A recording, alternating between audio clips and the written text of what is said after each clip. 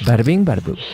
For 3 days in September, there is this event where the wealthiest people, they just fly in from all over the world to throw $2 billion into the water and just hope it floats. Cross your fingers.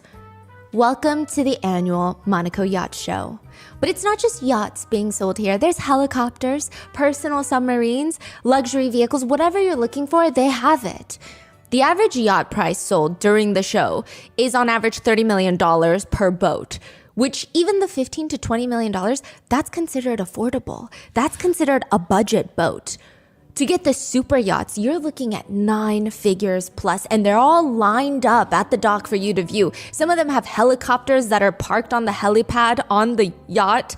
Others have these indoor pools, because you're floating in the water, but you don't want to go into the water. You want to go into the water on your yacht. And they have these Greek statues just squirting water into the pool. They have libraries, onboard gardens for billionaires to relax. Some yachts even have their own wellness centers. There's a hyperbaric chamber. That's like a new trendy version of what's on a yacht these days. It's just when you need a lot more oxygen than what's in the air, you go into this one and get pure oxygen. There's medical suites, there's mini yachts that you can view. The mini yachts, they're not really for you to yacht around, okay? Those mini yachts follow your main yacht, and they're basically U-Hauls. They have storage compartments for jet skis. Or if you've got that uncle that just insists on coming, they go sleep on that little floating guest house. All the water toys are there too. Did you know jet skis, top of the line, you're looking at least $25,000 per jet ski. Or personal submarines. I didn't even know that you could get a personal submarine. The entry-level ones start at just $1 million. Wow. That's not even the luxury ones. You're probably sitting on the floor of the sub. But what's $1 million when you have a $100 million boat? Make sure y'all hit the like button on the stream too. Every single detail on a super yacht is custom made. Drawer pulls for the nightstand, custom made. Leather on the coffee maker. Lined with quilted leather. Vendors are pouring champagne at the Monaco Boat Show, trying to convince you, hey, yes, Missy. I mean, what else are you going to do with $75 million instead of getting this vessel? Where do you summer? You need a yacht. But even in a sea full of yachts, there are a few yachts that stand out as world-class boats. The Robb Report 2022 has awarded this one a particular award of Best of the Best in the Motor Yacht over 80 meters category. It's a yacht called the Victorious, a luxury super yacht built in 2021. It's designed by Michael Leach Design. If you guys know anything about boats, he is like one of the most highly regarded firms in the UK. They're a leading player in luxury yacht design. If you care, I feel like you gotta be low-key kind of like upper echelon to even know anything about boats. Why would you know anything about boats unless you like a boat connoisseur or something? I don't know. Like, I'm too broke to even know anything about boats. Other than like the little rinky dinks with the like motor on the back that you use to go fishing. It got 2 seats on it. About every little stitch on your custom-made furniture on the yacht, you call Michael Leach That's Design. only boats I know They're about. meticulous. You They go might not fishing even on take your it. project. They only work on 2 to 3 yachts simultaneously. That's it. The Victorious collaborated with Michael Leach Design and H2 Yacht Designs to make one of the best I've been watching yachts you in for the a year, world. no way. It Thank is you so much, Missy. $117 million floating vessel that is nearly 300 feet long and sleeps 12 guests across 6 staterooms. But at most, if you're throwing a party, you can have 24 guests and 30 crew on board at once. Crazy. But if you're like, wait, I don't really have $117 million, you can charter it for $950,000 a week. $1 million a week? That's $1 crazy. million a week during the winter seasons. The summer seasons are Bro, they are literally robbing people. $1 million a fucking week, my nigga? actually cheaper at $800,000 a week. Summer is cheaper. Because winter people want to go to the tropical climates on a yacht. Summer, you can go to Nantucket, the Hamptons. Wow. That is very Tweaking. fascinating. The vessel will cruise the Caribbeans and the I would love a Rotten Mango ghetto version. That would be hilarious. Bahamas. And during the summers, it just glides through the Mediterranean. Fuck you talking about, twin? That should be hilarious. I might have to make that. I need to get me a ghetto girl. It is an entertainer's dream. On board, you've got a large beach club, a wellness center. It has wood-burning fireplaces. One yacht company said, when billionaires get on yachts of this magnitude, their jaws still drop at the luxury. It's much nicer than a 5-6-star hotel. I mean, it's crazy. It's a boat. You walk on board, there's uniformed staff waiting to hand you a warm towel, likely scented with a delicate eucalyptus blend. And when you're back from your jet ski adventure, there's staff members that provide yoga classes on the deck, sunscreen required. And by sunset, you walk over to the dining area where you have fresh food laid out by the team. And then finally, you lay down on the velvety chairs in the cinema while your hair is still crunchy with salt water to decompress. Crunchy. That's what's supposed to happen when you charter the Victorious for $1 million a week. Grace is a 25-year-old woman on board as crew for the yacht Victorious. Okay. They had just received news that the yacht was successfully chartered for the winter, and they're gonna hit the water. This is not just a regular rich family. That's what Grace is told. They're debriefed, and they are told this is a very rich, very famous family. I mean, the crew, they're used to working with wealthy individuals, and being discreet is very important, but they've never worked with an A-list celebrity before. Really? So before heading into the water, the crew, they're just really excited. They want to make sure that Diddy and his family have a spectacular time. I mean, let's make the holidays amazing for them. That's the goal. It said that they were potentially even filming a Hulu family reality TV show, like Keeping Up with the Combs. Oh my God. But Grace noticed something very strange about the Combs' time on the yacht. No way. She thought it was gonna be like a cute family vacation. So why is it that all the girls are coming on board and there's a constant rotation of strangers and other A-list celebrities that are coming on and off board? And strangely, it appears that anytime a girl steps foot on this yacht, they get intoxicated after one tiny shot of alcohol. What? It just doesn't seem normal. People on the yacht would take one shot and just be sprawled out on the deck, unconscious. What? On the deck? Other women would drink one Unconscious? mixed drink and they'd be falling over themselves. They would go have a panic attack. Some of them would just pass out. Grace didn't know exactly what's going on, but she has a sneaking suspicion that the drinks were laced with something. Gotta Drugs. be. You ain't lying. And then it man. happens. December 28th, 2022, she alleges in her lawsuit that she was essayed by Sean Diddy Combs' son, You motherfucker. Christian King Combs. This is what happens at Diddy's yacht parties.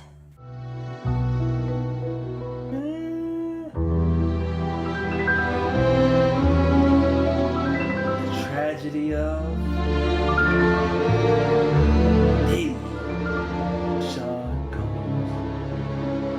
By Mango Production. We would like to thank today's sponsors who have made it possible for Rotten Mango to support Arizona Anti-Trafficking Network.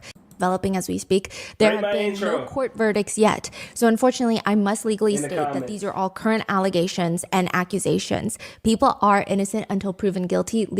This is where we left off whenever we started the reactions. I started on episode 2 on accident. We just finished episode 1 if you are new in the chat. We are on episode number 2. Shortened for time, and all the theories and speculations mentioned are netizen opinions that can be found publicly available online.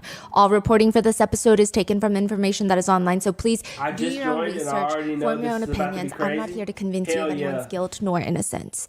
Some potentially triggering themes include heavy use of illicit substances, including date R-word drugs, domestic violence, heavy descriptions of SA, gang violence, Bro, I don't know what's going on with the Diddy cases, but I need to know how are they lacing literal, like, bro, how do they have baby oil that is laced with, like, how do you lace baby oil?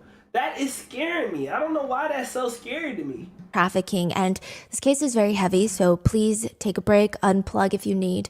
And with Yeah. that being said, let's get into it. If anybody In part need to one, we leave, did a this will deep be dive on the uploaded on lawsuit that YouTube. started all of this with Cassie, the hotel footage, and the Illuminati somehow gets involved.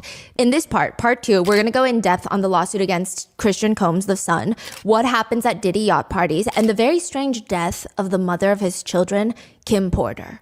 In part 3, we will be going over the 13 people who have mysteriously died around Diddy, there's a very alarming pattern 13? of the way that he reacts and responds in interviews to some of these deaths.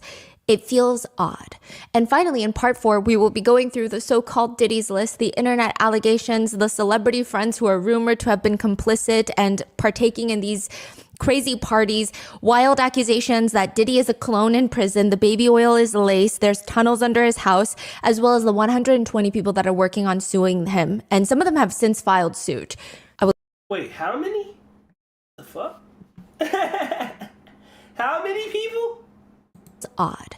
And finally, in part 4, we will be going through the so-called Diddy's list, the internet allegations, the celebrity friends who are rumored to have been complicit and partaking in these crazy parties, wild accusations that Diddy is a clone in prison, the baby oil is lace, there's tunnels under his house, as well as the 120 people that are working on suing him. And some of them have since filed suit. Nah, that's crazy. I will leave a pinned comment for those days that those videos will go up. And with that being said, let's get into it. That Out nigga of gotta be nowhere, stressed. a $22 book hits Amazon's #1 bestseller spot for fictional books. I mean, outselling Sally Rooney, Hillary Clinton, Nicholas Sparks, which is unheard of for a debut book. Not only that, it's a pricey book. It's 59 pages for $22. Yeah, facts.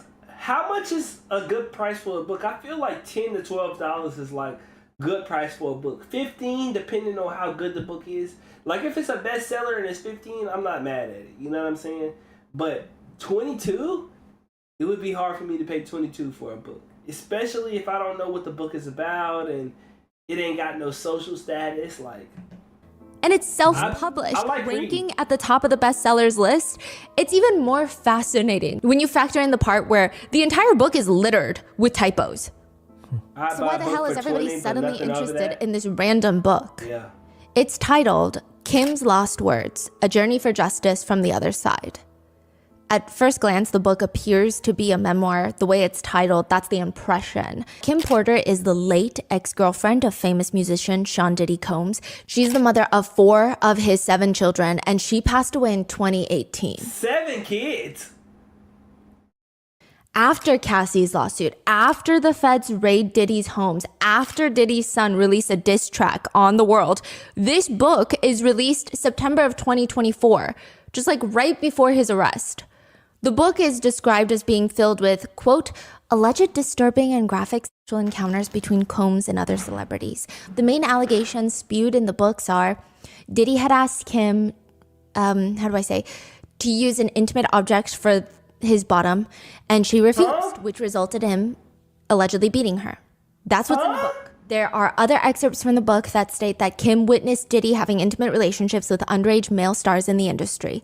Another allegation that Diddy allegedly hit Kim with a chair. I mean, the opening line, chapter 1. Nigga, did you think this was WWE? So salacious. Of course, it's. What you mean you hit her with a chair?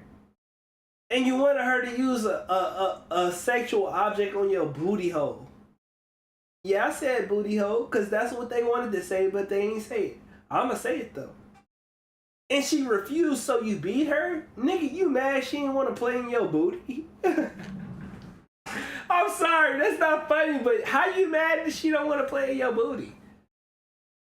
Gonna get people talking. The opening page reads about Diddy. He was so charming, a wolf in sheep's clothing, a devil, and I fell for it. This story must be told despite the fact that it'll hurt my children. I cannot hide it any longer. Sean Combs must be stopped. So there were other celebrities' names being mentioned in there? So many. Whoa. Dang. Other salacious, since gone viral excerpts from the book include, one day I found the vault Underage where males Sean in the kept all of his industry? encounters with men. I think stay tuned. I think they might be talking about Justin Bieber because that's the only one I know, but I'm sure it's more people. Yes, he kept a record of it, but that's for later. The book shoots its way to the top of the charts on Amazon, which is crazy, again, considering it's filled with these typos and some blatantly factually incorrect information, and it's just littered with names of like the biggest names in Hollywood. The timing of the book makes it go viral, and it further sparks a huge debate of who's to say if this is her book? Who even published this? Because it's not Kim Porter. Kim Porter passed away in 2018. This book is released in 2024. The book What? says it's written It seemed like they was waiting for the perfect opportunity to drop this. by Jamal T. Millwood for Kim Porter. Jamal T. Millwood is not the actual name of the person who published this book. That is the name associated with this huge conspiracy. Decades ago, one of the biggest rappers, Tupac, was murdered. But there's a conspiracy that he's not actually dead. Some people believe that he's alive somewhere, living under a fake name, And one of those names is Jamal T. Millwood. But that can't be who published it, right? The real author's name is Chris Todd. That's crazy. He describes himself as a producer, author, investigative journalist. He states that he is the voice This the one who dropped it? for the voiceless, which, I don't know, you take it as you will. He said that he basically solved John Benet Ramsey's case, which again, I don't know, okay? But he publishes this book stating that he didn't make this all up, that this book happened to him. He said he never personally even knew Kim Porter. He claims that he received a flash drive that belonged to Kim after her death. He received it from two people that he knows are connected to the music industry. This is what he alleges. For reasons unknown to us, he said, I believe that flash drive. He's like, I believe it to be true. He states on the flash drive, there are also, quote, tapes of Diddy with celebrities in sexual situations. I don't know if he has those specifically, but he does state he has photos and other evidence on the flash drive that he has not yet released. So he is just an author? He is, Journalist, investigator? I mean, everybody has a different word for him. Some people think he's an investigative journalist. Some people think that he's a conspiracy theorist. Some people think that he's a cash grabber. It really depends. And he claims that someone seeked him out. Yes. Even though he's not like a big time famous person. So, okay. Yeah, which is interesting because why would you not just send it to, I don't know, the Rolling Stone? Now, I guess some people are alleging they might get paid off by Diddy, but somebody random, if they get some evidence on Diddy and then Diddy want to pay them off, it's gonna be weird. You know what I'm saying? Like, keep in mind, if somebody who is actually getting like essayed and all of this stuff in the industry by Diddy, allegedly, gave you a flash drive with actual evidence, I'm talking to you who watching this. If they gave you the flash drive and they was like, I'm giving you this so that you could actually like put this to light, like in this whole situation. If Diddy came to you specifically and tried to give you money, then you go start to think maybe some of this shit is actually true. Because why would he come to me of all people to get this handle? You know what I'm saying? But if Rolling Stone get a hand on this, or TMZ or somebody famous, Diddy could easily pay them. You know what I'm saying? They wouldn't think nothing of it because that's normal in the industry. But somebody random, that's why they chose somebody random. That they wouldn't send it to big publications because it's alleged that Diddy has a lot of the big reporters connected. That's what I'm saying. Now, he only received a portion of this drive with different writings that he said that he had to kind of piece together in a timeline that made sense to create what he believes to be a memoir. That's what he says. He does not give any more information on who those sources are, who gave him these flash drives, how he's so sure it's real, how he fact-checked it. He just says, they said they had her flash drive. I didn't ask too many questions about how they got it or where it came from. If somebody put my feet to the fire and said, life or death, is that book real? I have to say, I don't know, but it's real enough to me. Sometimes you just have to put it out there. Maybe it's not 100% of the book is true, but maybe 80% is. Yeah. That is to get those people to come forward to either corroborate or deny the claims, and that helps me as an investigator to know the truth. He also says in the interview that he was asked to use the name Jamal T. Millwood. He states the T is for Tupac. Ultimately, he said it was kind of a battle. He slightly wanted to kind of use his name to get his name out there because he thought the book would blow up. But he was specifically asked by some unknown person that he never told us about to use the name Jamal T. Millwood. Ultimately, he states that the publishing of this book is almost like him being a whistleblower. Regardless of how netizens feel about the book, Kim Porter's family, friends, and ex-partner have all denied the book, stating it's all a cash grab. Amazon eventually pulls the book, stating, we were made aware of disputes regarding the title and have notified the publisher. This book is not currently for sale in our store. But now that the book has gone viral, regardless of validity, it has people intrigued by Kim Porter's relationship with Diddy. She is often said to be the one that was the closest to him, his best friend. Netizens are wondering, was her relationship with Diddy anything like what Cassie has experienced? And how did she pass away? Danielle walks into the Vibes studio. It's like a scene out of a movie. Staffers for this famous magazine are running around screaming at this point. I mean, all you need really are papers to go flying in the air like one of those Wall Street movie scenes. Bro, why is this so nostalgic, bro? Which sounds dramatic, but this whole thing is very dramatic. Back then, at these major publication houses, you would have to store all of your data on servers. These servers are not, there's no cloud. These servers are not little hard drives like they are today, USB, They're massive. They're the sizes of nightstands, sometimes a dining table, and they're very heavy. Yeah. 2 of Vibe Studios' servers had been stolen. Who the hell would want to steal the magazine's servers? It's heavy, it's bulky. Considering the level of security that they have in the middle of Manhattan, it's likely an inside job. I mean, it has to be. And the only person that they can all think of as they're sitting there figuring out what the hell to do is Sean Diddy Combs. Nigga, how you steal servers? What is Vibe Studio? It's a magazine. Now, Vibe had wanted Diddy on the cover of their end of the year magazine. Danielle was supposed to be the main person on the project, and the idea was this: the good, the bad, the Puffy, because he was known as Puffy back then. The idea was to hopefully somehow convince him to get into these angel wings for one photo, and then the other photo would have him looking slightly mischievous. It'd be a split cover. Possible cover line would be, bad boy, what you gonna do? A play on the words because his company name is called Bad Boy Entertainment. They'd already done the photo shoot a few months before the issue was supposed to run, and Diddy was not enthusiastic about the angel wings, but they somehow convinced him. It took a lot of energy, but he put them on, and they took the photos, and everything is going as planned. They didn't get the perfect mischievous shot, but there's a good cover in there.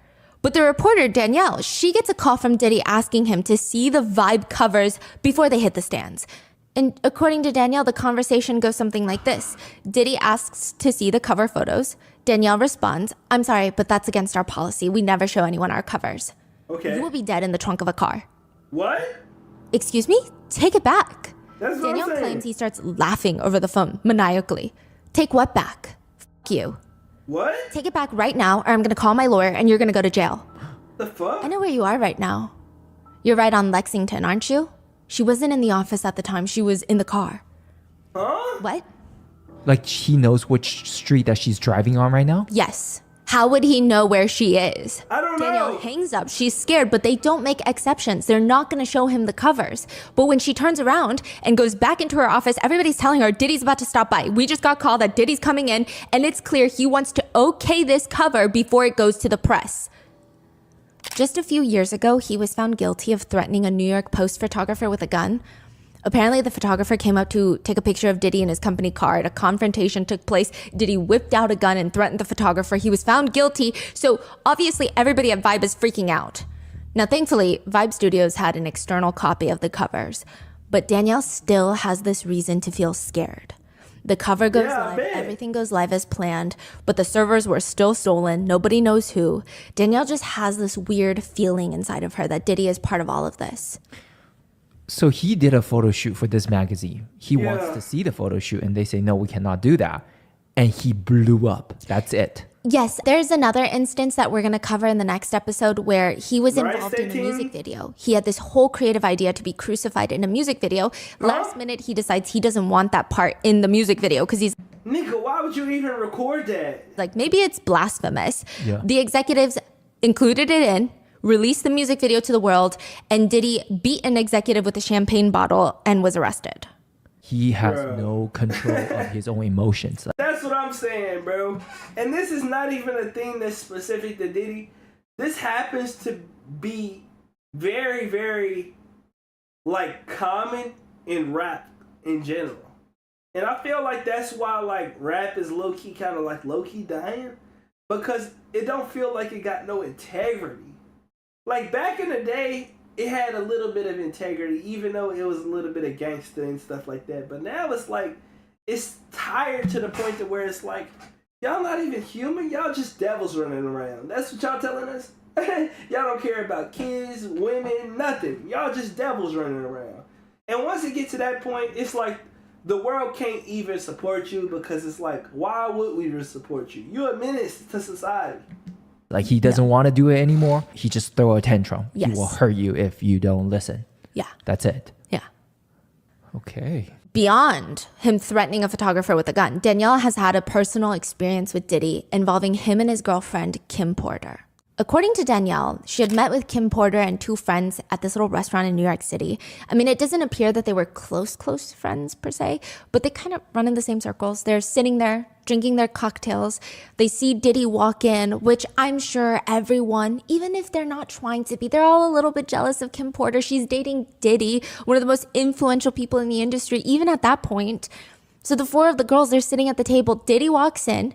Diddy knows all four of them, but he doesn't even acknowledge Kim's friends. He just motions for Kim to pass her bag, allegedly, according to Danielle. He takes her bag, a little baguette purse, turns it upside down, emptying the whole purse. Things start clinking onto the table in the middle of this New York City restaurant. He's making a scene. He starts snatching up every single credit card that fell out while scathingly telling Kim, allegedly, "You have no business being here. You need to be at home with those kids. Get home as fast as you can." What? Danielle said Kim Porter just grabbed all her stuff and her friends see her just get shuffled into a car that's waiting outside for her. Which is ironic because 8 years later, in 2006, Diddy would be back on the cover of Vibe and he would tell Danielle, the same journalist, "A woman deserves to be nurtured and taken care of. Kim taught me that. She taught me how to love." Have you ever seen Diddy's naked back? What? The feds. Yo, Rodney, go chill the fuck out, nigga. Why you just ask me that weird ass question? No, I have not seen Diddy's naked back. And no, I do not want to see this shit either. Yo, what the hell? Bro! Why would you ask that 21 minutes into the video? And taken care of. Kim taught me that. She taught me how to love. Okay, we got Kim Porter in the motherfucking chat with the eyeballs, nigga. That's not funny. That's not funny. Back? The feds probably have, but that's besides the point. His back has this giant tattoo that covers most of the surface area. It's a realistic image of a woman holding a child. So for those who are familiar, the woman is Azili Dentor from Haitian voodoo. She embodies fierce maternal love and protection. She's known for feminine power. She's passionately protecting women, children, and marginalized communities. There's a saying that's often associated with her. It goes, "If Azili loves you, heaven help those who seek to hurt and destroy you." Why he got that She's on a his back? protector, but she's maternal in the sense, if you come for those who she's protecting, she will turn the world upside down. She will rip her opponents to shreds. It's said that in cases of domestic violence, she is called upon to, quote, destroy the offender. She's often associated with natural disasters and forces of nature. That's how powerful she's believed to be. It's a very interesting choice for a tattoo for Diddy. But many believe this is actually the start of his downfall. Some believe that him getting that tattoo was the downfall because she will seek vengeance. Hey, how you doing, Foxy? And she's seeing what he's doing. When did he get that? In 2017, he revealed it to the world. It's unclear if he got it in 2017 though. Wow. Yes. And him and dude Cassie is broke up weird. 2018. Yeah.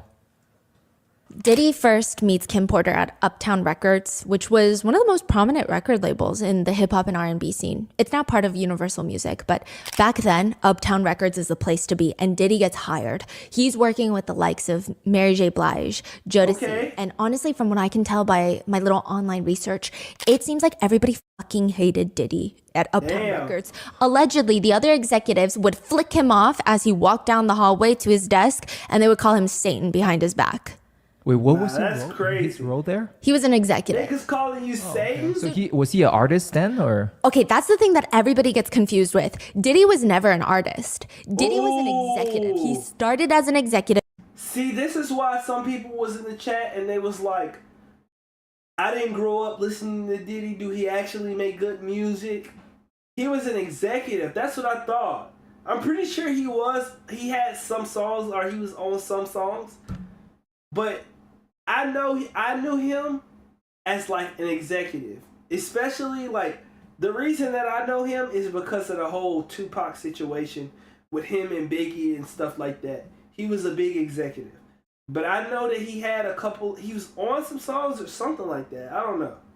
started his own record label, and he only released his debut album after Notorious B.I.G. passed away, was murdered, which we're going to cover in part 3. He's actually a suit, is what a lot of people called him. So he's an executive. So he's always been behind the scenes from the first day. Yeah.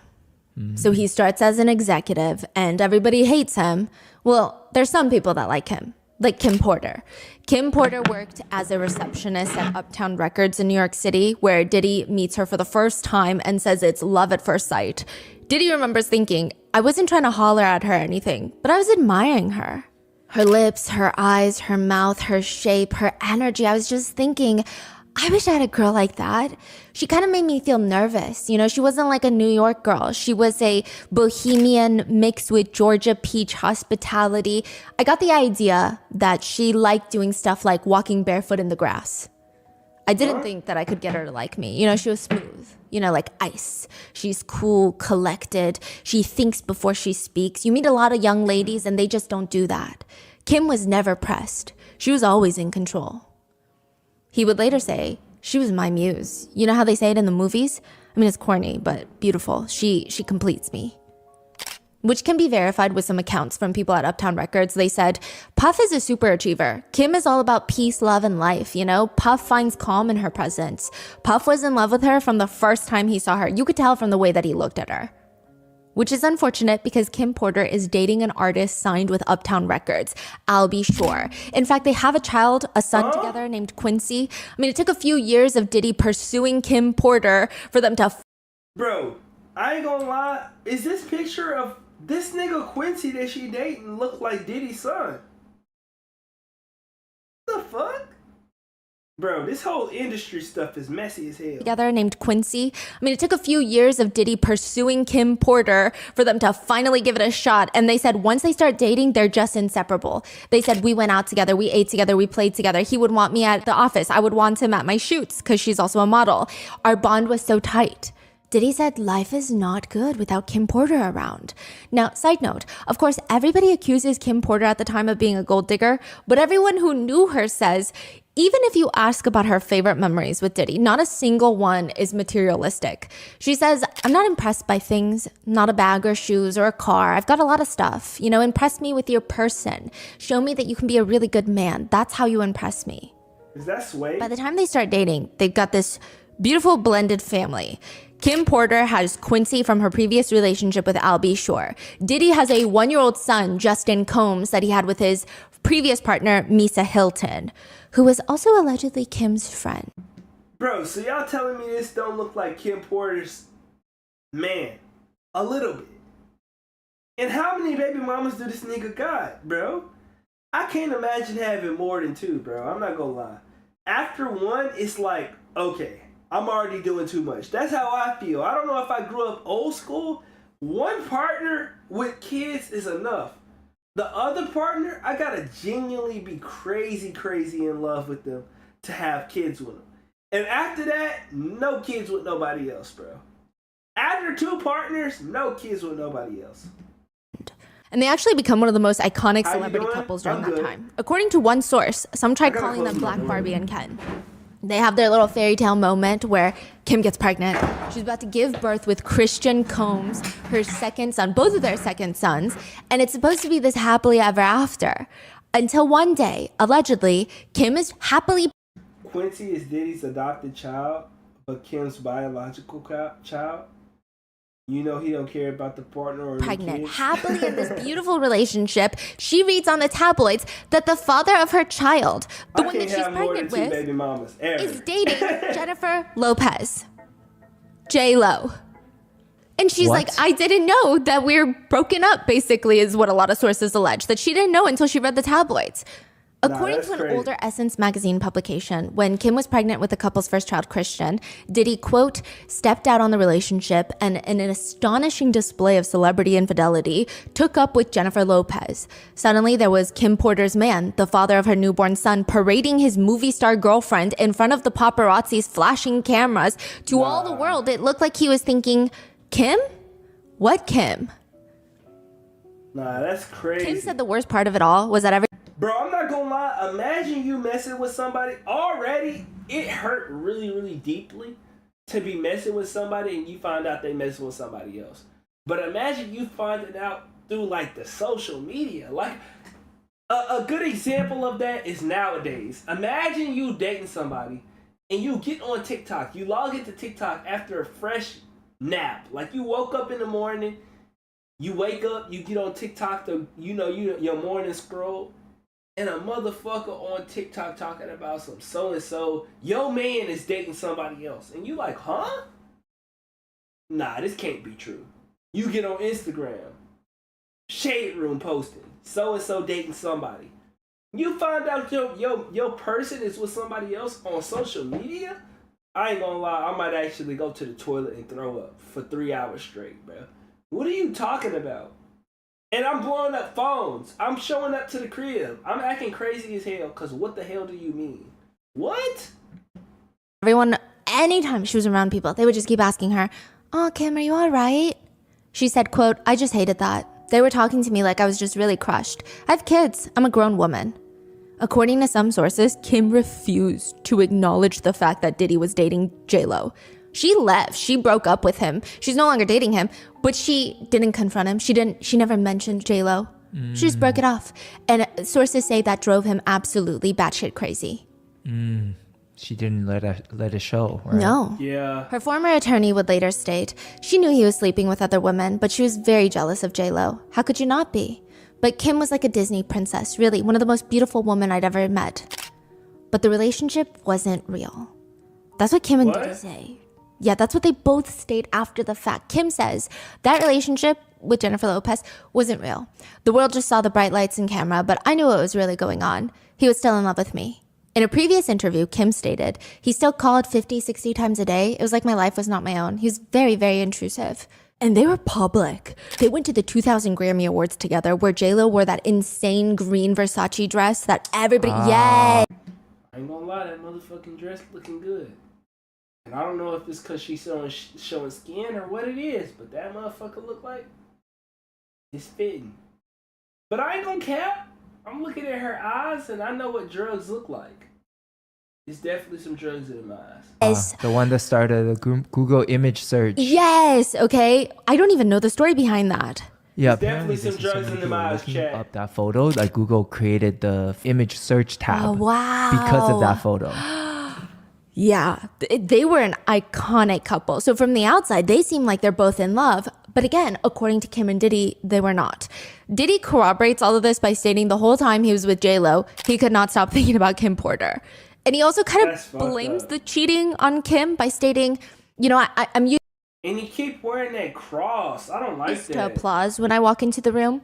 And Kim was just too cool. I would tell her, I guess I'll just go be with someone who will take care of me the way I want to be taken care of, who will be a little more aggressive. That did not do the trick. And quote, Kim wasn't really conforming to how I wanted her to conform. So dating J-Lo was his statement to Kim. He later states, Jennifer was my perfect match in terms of energy. I thought, I'll test the waters and hopefully Kim will see I'm serious and come running after me. Except she didn't. According to Diddy, all he could think about during this entire time was Kim. He said, with Jennifer, I was attracted to someone who had the same energy as me, but that isn't necessarily the best. Because I'm so aggressive, the best energy for me is someone who slows me down, makes me feel like I can breathe. It's hard for me to breathe, but when I'm around Kim, I feel like I can do that. Apparently, the Grammys event, where I was telling you that J-Lo wore that insane Versace dress, okay. Kim was watching the Grammys with her friend, and she casually just said, I guarantee Diddy will call me before the credits roll. Sure enough, he calls her at the Grammys that he's with Jennifer Lopez. Okay, he was trying to get her to be but jealous. this is probably the worst 14 hours of Jennifer Lopez's life. When she gets arrested, as they're dating, both of them get arrested in New York City for a shooting that happens at a club. Diddy had been at this club with J-Lo, Shine, which is like a musical artist that he had just signed, I believe, and his bodyguard, Anthony Wolf Jones. The four of them are at a club when an argument breaks out, and somehow that escalates to shots being fired. Ultimately, 3 people get shot. There are witnesses from the club that are certain that they saw Diddy holding a gun in his hand. Diddy's protege, Shine, was also holding a gun. And according to a witness, that's what the witness remembers, but they fell to the ground because they had been shot in the shoulder. Another bystander. She had nothing to do with the initial fight. She doesn't even know these people. Her name is Natanya Rubin. She was shot in the face by Diddy, she claims. It said that in the ER, before she passed out, she said, "I was shot by Puffy." Thankfully, she survived. And who got in fight with who? There was just like a bar brawl. It was like a fight, and they just started shooting. Diddy got into an argument with like bar goers? I believe his musical protege and some people got into slight arguments, and then all these guns got whipped out in Manhattan and shots were fired. Yeah, thankfully Natanya survived, and her story has been consistent for the past 20-something years. She's always said, "I watched him. I watched Puffy. I saw him with my own eyes shoot, and it went through my nose." Like the bullet went to her nose. Scary. How is she doing right now? Not well. She's doing interviews because now in 2024 people finally believe her. What? Now, Shine, the 18-year-old musician, gets arrested at the club. Diddy and J-Lo had already left by the time that cops come. They ran straight to the car. Side note, some allege that Diddy zipped out of there, leaving his girlfriend behind. But either way, they both end up in the car being chased by NYPD. I think they run like 11 traffic lights before they're finally pulled over. And inside the car, some sources allege inside J-Lo's purse was the gun because Diddy would make her... Anyway, long story short, there's a lot of allegations that Diddy was the shooter. They all get arrested. J-Lo's charges are dropped. Now it's just Diddy, his bodyguard, and his musical protege, Shine. Now, Diddy is represented by a famous attorney, Johnny L. Cochran Jr. This guy's resume is absolutely unhinged. His attorney has since passed, but he used to rep O.J. Simpson, Michael Jackson against the child molestation accusations. He repped Tupac, and now he's repping Diddy in this trial. Not this one in 2024, but the one in the shooting. Now, their defense was stating that, yes, he was there. Yes, he pulled out the gun. Yes, he fired the gun, okay? But he shot into the ceiling as a warning sound for everyone to get down. Man, stop that bullshit. Get quiet, calm down. Every shot after that actually injured people, that's gotta be Shine. That's gotta be 18-year-old musical artist right there. Of course, and the only reason that they're all saying, all these witness testimonies are coming out saying that it was Diddy is because Diddy's the one with the money. So they're gonna file civil lawsuits because they want the money. Ultimately, Diddy gets acquitted. So does the bodyguard. But Shine gets 10 years in prison for assault, gun possession, and reckless endangerment. 10 Somebody years? has to be held responsible, and it can't be Diddy. Nah, hell no. Side note, he was always pictured walking around in silk suits during his trial. Other times he'd be wearing clothes from his own clothing line, Sean John. There would be people outside the courthouse with signs that read, "Hip hop needs you. Keep." That's crazy. They threw Shiny under the bus immediately? Bro, what the hell? Bro, this was his artist. This was somebody signed to him, bro.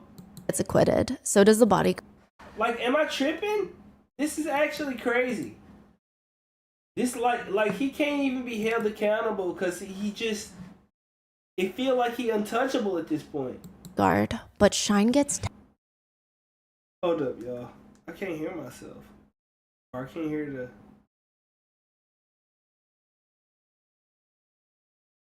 Come on, bro.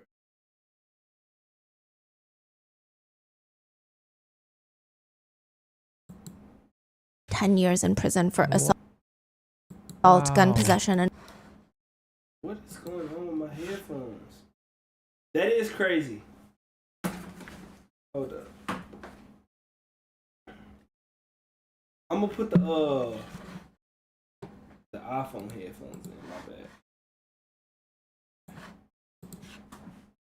bad. Technical difficulties. That's what I'm saying. 10 years is a lot of time, bruh. For everyone to get down, get quiet, calm down. Every shot after that actually injured people, that's gotta be Shine. That's gotta be 18-year-old musical artist right there. Of course, and the only reason that they're all saying, all these witness testimonies are coming out saying that it was Diddy is because Diddy's the one with the money. So they're gonna file civil lawsuits because they want the money. Ultimately, Diddy gets acquitted. So does the bodyguard. But Shine gets 10 years in prison for assault, gun possession, and reckless endangerment. Somebody has to be held responsible, and it can't be Diddy. Which, side note, he was always pictured walking around in silk suits during his trial. Other times he'd be wearing clothes from his own clothing line, Sean John. There would be people outside the courthouse. Wait. this is something new I'm finding out. Diddy had Sean John? Did y'all ever grow up and watch what was that show? Dang, it had what's his name? Dang, what's that nigga name? Dang, oh my god, I can't even think of it right now. I don't know why I'm drawing a blank, but Nick Cannon. It had Nick Cannon in it. And he was basically paying for the girl to be his girlfriend. And he was talking about the Sean John. Bro, he was the one with the brand Sean John? I didn't even know that. Also with signs that read, "Hip hop needs you, keep Puffy here." After the verdict is read, Diddy would tell the reporters, "I give all my glory to God. If it wasn't for God, I wouldn't be able to walk out of here. I want to thank my mother for being by my side every day." And a lot of people have stated, that sounds like an award speech. All the people, all my fans, my staff, all the people in New York, everybody that prayed for me all over the world, thank you. I just feel so grateful today. I feel blessed. Shine would eventually be deported back to Belize in 2009. Sean John is Diddy's He would say in a real name? podcast, Diddy's lawyers were here to secure a not guilty verdict by any means. I thought his name was He Sean is a Diddy $100 Combs. million corporation, and they looked at me like I was the enemy. Love don't cost a thing? Yeah. After the shooting, Diddy and J-Lo stay together That's exactly a what bit I'm longer, talking but it's about. really only a matter of time. It's alleged by insiders that once 10 out of Diddy 10 left movie. J-Lo in the club like that after the shooting, By the she way. was over him. She was like, "I am so done." But while they're dating, another incident takes place in 2000. There's this massive wedding in Italy for L.A. Reid, the former CEO of Epic Records. Now, given L.A. Reid's status in the industry, everybody's going to be there, including Shakir Stewart. He's a music executive. Most notably, he worked at Def Jam Records. He's actually a very big player in the world. He was responsible for signing artists like Beyonce, Ciara, and Rick Damn. Ross. He's at Damn. this wedding in Italy, and if his mother's allegations are correct, he may have potentially been dating Kim Porter. Since Diddy is in a very public relationship with J-Lo, why wouldn't Kim Porter move on too? I mean, it said that Diddy, who is also a guest at the wedding, finds Shakir's hotel room, bursts in through the door. Finds whose? Shakir Stewart's hotel room. I don't know how something like this happened. I'm not gonna lie. If I'm Kim Porter and I know the type of nigga Diddy is, I'm not about to even like put nobody in that situation. Cause keep in mind, Kim Porter was saying that even though he was messing with J-Lo, she knew that he wasn't over her. I'm not messing with nobody else and putting nobody in that type of position, bro. But based on what Stephanie is saying, we haven't heard anything about Diddy being aggressive or weird with Kim Porter to this point. You know what I'm saying? So I can't even be too harsh. Kim's alleged boyfriend at the time. Uh-huh. And in a fit of rage that Kim Porter had moved on, just like he allegedly had with J-Lo, he grabs a chair and slams it over Shakir Stewart's head. Shakir's mom said about the whole incident, Diddy left him bleeding on the hotel floor in Italy. He had to have stitches, and then Diddy threatened him. "I'm gonna kill you." That's when I said, "You need to get out of this business. This man is crazy." Diddy has always denied that this has ever Oh, no happened, but a bets. few people that have attended the wedding corroborated the story to Rolling Stone. Diddy's former bodyguard, Gene Deal, says, Yeah, I've Kim been couldn't seeing have him nobody. on Kim couldn't have nobody. Diddy, Puff, could do whatever he wanted to do. Brother Love could be whoever he wanted to be. If Kim ever tried to get with somebody, Puff would interfere with them, or her for trying to be with them. He wouldn't let that happen unless he was bringing them into the picture. Kim couldn't go nowhere. Kim couldn't be in a relationship. She couldn't be at the clubs. If he called Kim's house, she had to be there. Again, these are just allegations, but another allegation is that he had Kim Porter's whole house bugged and wired, and that's how he knew that she was seeing Shakir Stewart, and he would hire PIs to follow her around. But again, the whole thing is just Hold up. Shakir Stewart, and he would hire PIs to follow. PI is short for private investigators. But again, Okay. the whole thing is just beyond bizarre That's and just too infuriating much, because bro. he can do whatever he wants, treat Kim allegedly like shit, but nothing happens to him. Now, side note, I don't know, again, if this is true. This is just another allegation. But one insider states that Kim had told her about how they broke up and, quote, Diddy put her up in this apartment building on the Upper West Side. It was an old building, and she said her apartment was infested with rats. She said she came home one day, tried to put on her boots, and there was rat feces on them. And she was, man, fuck no, man, what? Well, I wish I would stay somewhere with rats, boy. And I'm rich? Man, hell no, bro. I would have been ringing that nigga phone like it was a motherfucking a bell at a damn hotel. rats. She said she came home one day, tried to put on her boots, and there was rat feces on them. And she was just like, I gotta get out of this place. Which a former attorney for Kim backs it up by stating, he don't want to pay her rent, get a nice apartment for her, nothing. So truly, he just treats her like shit every time they break up, is the allegation. And probably while they're dating, who knows?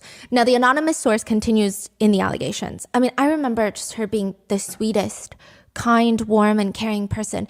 Diddy was a controlling narcissist, and I could see why he would be attracted to someone like Kim. Rodney Mango presents. Over the summer, a family friend's daughter who had just graduated. I don't know why, that's so satisfying to do. Acorns, basically, whenever you go spend money at a place, it'll round your money up. If you pay $9.50, it'll round up 50 cents, and it'll save the 50 cents for you. That's basically what she's saying. I know these ads by now. You know what I'm saying? Content Performance issues.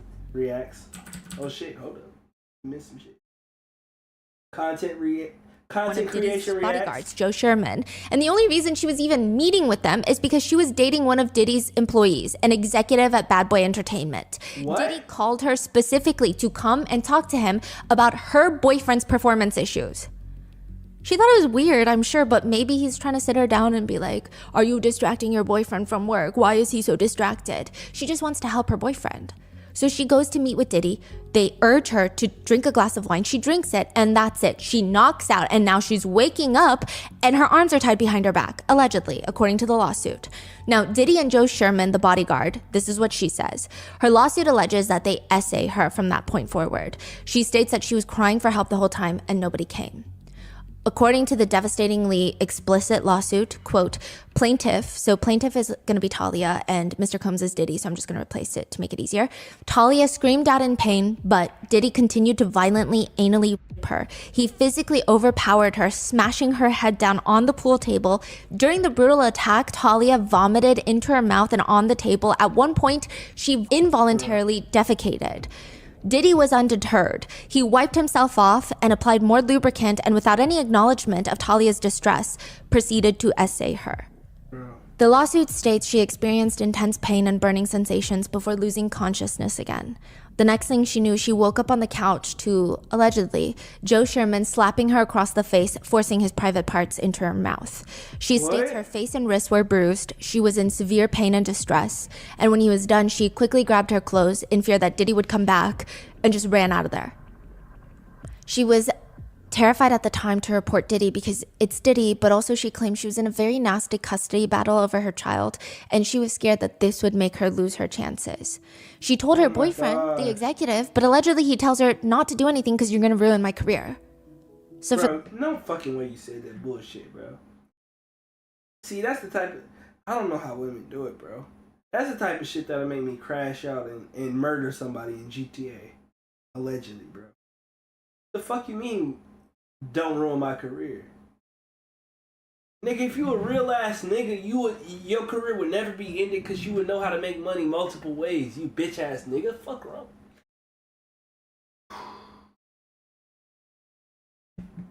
Just continue.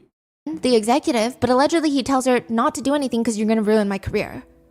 So for the next few decades, she states that she bore the consequences, having panic attacks, self-exit thoughts, depression, and she thought she was moving on until November of 2023. She learns for the first time that over 20 years ago, what happened to her had been filmed.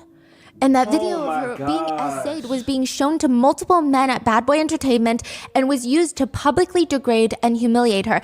It felt like all this trauma that they allegedly inflicted on her was solely for Diddy to allegedly feel like he humiliated his own executive, like some sort of power move. Like, see what I can do to your girlfriend? How did she find out about that part? People talking? The lawsuit claims her ex-boyfriend told her. See? Bro, this is so Just like mentioned it in disgusting, passing, I bro. guess. The other executives at Bad Boy had seen it, and they all basically allegedly slut-shamed Talia, the victim, and told the alleged boyfriend of hers to break up with her because of the video. Like, bro, not only are y'all stupid, but y'all fucking stupid. Like, oh my God. Because she was a victim. But this doesn't come out until 2024. The alleged essay takes place in 2001. And now, in 2003, where we are in the story, Kim Porter and Diddy officially get back together. 2 years after Talia's assault, they get back together. Alleged assault, legally speaking. They're seen at a lot of high-profile events together. They're spotted strolling on the beach together. I mean, it seems like this time around, Diddy is trying really hard. They're constantly seen spending quality time attending these high-profile music awards. That same year, though, another incident occurs that we won't know about until this year. Cipriani's is one of the more famous restaurants in New York City, and Crystal McKinney, a model signed with IMG Models, is invited there to meet with this huge fashion designer, Sean Diddy Combs, of the Sean John clothing line. He had just launched his Sean John clothing line, and they're doing like $450 million in retail sales. Damn. Yeah. This is going to be the next huge step in Crystal's career. There's no 450 connection million? like Diddy in the industry. She had to fly all the way from Miami to New York City, but that's fine. But there's more. Bro, 450 million in clothing sales is fucking insane. Crazy. 450 million? Like, I can't wrap my head around that. In clothing sales? That's not even, like, music or... Yeah, 450 million?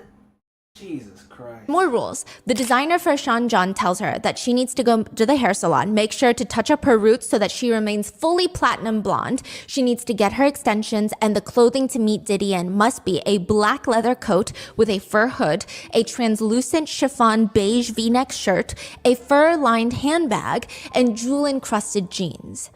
It felt a little specific in particular. That's hella specific. But it's What fine. you mean? She shows up to Cipriani's. She's seated directly across. They talking about it seems specific. Whenever somebody tell me it's dress casual, that feels specific to me.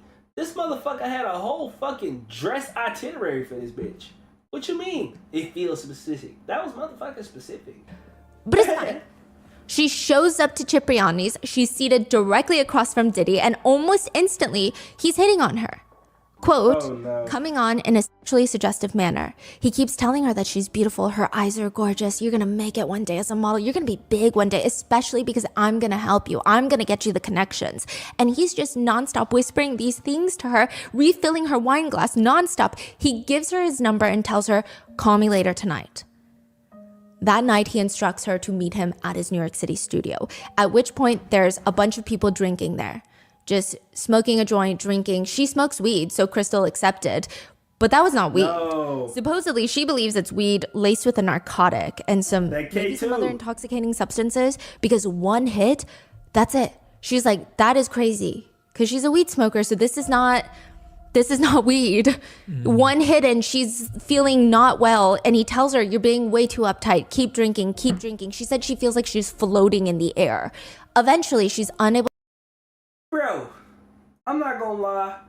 If you take some type of drugs and you feel like you floating or you feel like you're not there, you start to get nervous and somebody telling you keep drinking, that's a like huge red flag. Like, it don't matter how toe up I am or like how lit I am or like it don't matter how I'm feeling.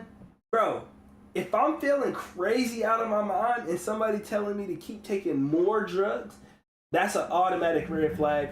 And honestly, I'm having a panic attack because I'm wondering why they keep telling me, like, the way that my brain thinks, I'm thinking, why are you telling me to take more drugs and I already feel crazy out of my damn mind?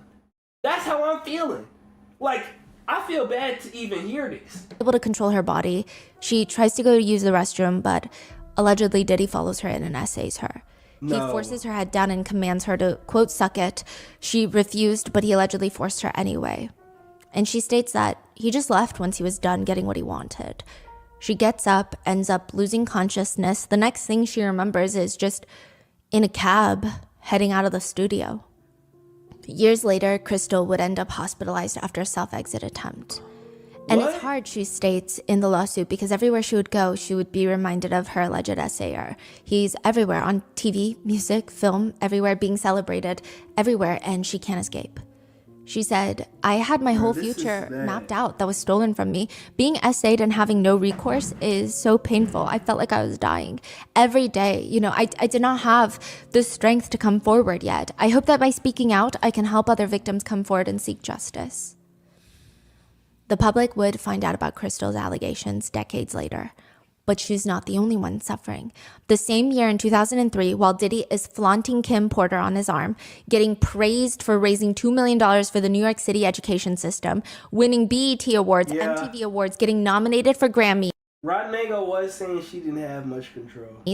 Jane Doe is 17 years old in What? 2003. Huh? That means she's in the 11th grade. And she was, according to the allegations brought forth in her lawsuit, just offered a ride on a private jet. Like, I don't know many people that would turn that down, especially when the private jet is being chartered by P. Diddy. What you mean turn it down? She's in the 11th grade. Her parents weren't involved? And they didn't turn it down? But now that I think about it, he rich and famous, so the parents might be like, this is an opportunity. You know how parents be, bro. Oh my gosh. In the lawsuit, Jane Doe alleges that she met with Harvey Pierre. This is the eventual president of Diddy's company, Bad Boy Entertainment. He was one of the top executives from the get-go. Jane Doe meets with Harvey in this lounge in Detroit, and she doesn't know who he is, but he keeps telling her, do you know my best friend is Diddy? So this guy, the president, right? He Wipe works your for mouth Diddy. Is when that you're correct? done, Yes. bro. So Diddy is more in charge than the president. Oh, yes. Okay. So to the point where he calls Diddy and is like, hey, this girl at the bar doesn't really believe me, I guess. So here you go. She hears Diddy on the phone, and over the phone, Diddy allegedly convinces her to get on a private jet to come see him in New York. He convinces her, and I'm sure she's excited. And as they're getting ready to leave. And what makes this more weird is the Jane Doe is literally in the 11th grade. She's 17 years old. And not even Diddy, some random nigga who is like the president of the company is literally bragging to her like, my homeboy is Diddy. You fucking weirdo. Are you okay? Like, bro, it's so many weirdos in this situation. And I think it's important to note that because weirdos surround themselves with weirdos so that they could get away with weirdo shit, bro. Like, come on, bro. She alleges Harvey Pierre asked her to come into the bathroom with him. Look at this where she dude. alleges that he was smoking crack cocaine from a Pepsi can. And Crack cocaine from a Pepsi can? Pepsi not even good, nigga. Damn. once he was done, he took off his pants and ordered her to, quote, suck it, and forcibly shoved her head down. Side note, the law firm representing her is the same law firm that represented Cassie Ventura. So I'm just saying, it is up to a lot of law firms to do their due diligence to make sure that the clients have strong cases. So do that with what you will, right? Now, following that, she alleges in the lawsuit that they drove to the airport, boards this private jet, flies into New York City where there's 2 black SUVs waiting for them. They go to Daddy's house recording studio, which is owned by Bad Boy, Daddy's house, where she alleges that he was pushing her to drink and smoke. So it's 4 of them in there. Diddy, Mr. Pierre, Harvey Pierre, and a third unknown person. She doesn't even know the name of this person. And they keep telling her how hot and sexy she is. Eventually, Diddy leads her, allegedly, into the bathroom in the studio and allegedly assaults her over the sink. She states she did not consent, and according to the lawsuit, he told her that he could not orgasm and asked her to squeeze his nipples as hard as she could to get him off. Yeah. By this point, she says she's coming in and out of consciousness, and her next memory was waking up to see the third assailant starting to essay her in the restroom. She kept telling him to stop, but he did not. Once he left, Harvey Pierre allegedly came in to essay her, and she recalls having a hard time breathing because of how he was forcing himself onto her. She was in pain. It wasn't till they were, quote, more or less done with her, she fell to the bathroom floor and crawled into a fetal position. She doesn't even remember anything else, but vaguely, she's just on a plane back to Michigan.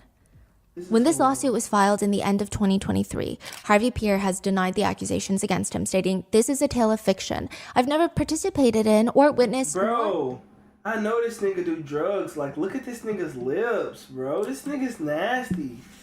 Nigga doing cocaine and all types of crazy stuff, bro. Like, this is disgusting. that people actually do this type of shit, bro. Like, you gotta be a different type of human, bro. This is just... When this lawsuit was filed in the end of 2023, Harvey Pierre has denied the... Like, look at this nigga, bro. Nigga ain't got no other option. Like, bro. It's exhausting to hear this. Accusations against him, stating, "This is a tale of fiction. I've never participated in or witnessed nor heard of anything like this ever. These disgusting allegations are false in a desperate attempt for financial gain. I will vigorously protect my reputation and defend my name. Those who know me recognize these claims are not true." Diddy's attorneys filed a motion to dismiss, calling it, quote, "a decades-old tale, a baseless claim in an effort to extract an undeserved financial recovery. Fiction, a desperate attempt."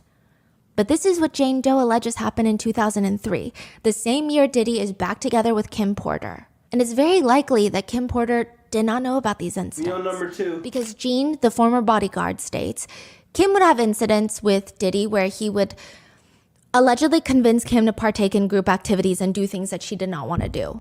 Have intimate relations with men that she did not want to. It's the way that he describes it and alleges is similar to Cassie's freak-offs. I don't know. And it appears that Diddy had a high level of control over Kim's life in which she was privy to, so likely she didn't know any of this. One supposed industry professional alleges that they saw Kim and Diddy at the 2003 MTV Awards red carpet. And she claims, and again, this is just an allegation, but I remember specifically how controlling he was over her. He was literally just sitting there staring at her hair. He wasn't happy with it. The way that the curl went one direction, he was like, "I don't care if I miss the whole show. We're not leaving until we get this curl right." About her hair. She claims on the inside, she just thought, wow, this guy's so controlling. The same insider shares a story that allegedly takes place in New York City. Again, just an allegation, but one time I went to their Park Avenue apartment to work. Kim Porter had this jewelry person arrive and she picked out jewels for the evening to wear. They were going to an event and it took hours to get her ready, and then she kept waiting for Diddy to come home so that they could go to the event together. We were sitting there for hours, but he never came. So she never went out to the event. She just went to sleep instead. Mark Curry, a former artist signed with Bad Boy, said, "Their relationship was a lot. I remember Kim used to go through a lot of stuff. If you live around them, you get to see the toxic relationship. I think every relationship he had that I experienced around him was like that." Gene Deal, again, the former bodyguard, states that throughout the years, Kim always had suspicious injuries, broken noses, bruises, ankle injuries. Interestingly enough, Gene Deal also alleges that Diddy was never aggressive with Jennifer Lopez. He states that J-Lo's mom already hated Diddy, and it said that he wasn't willing to handle the backlash if he were to put his hands on her. Gene insinuates that he likely knew if she told anyone, it would be over for him. Damn. So the way that Gene describes it is... So nigga knew who to play with and who not to play with. Crazy. He was picking his victims like... I'm not even... It seems like he is very fond of Kim Porter, and I think he means this with as much enlightening, insightful information as he can allegedly give.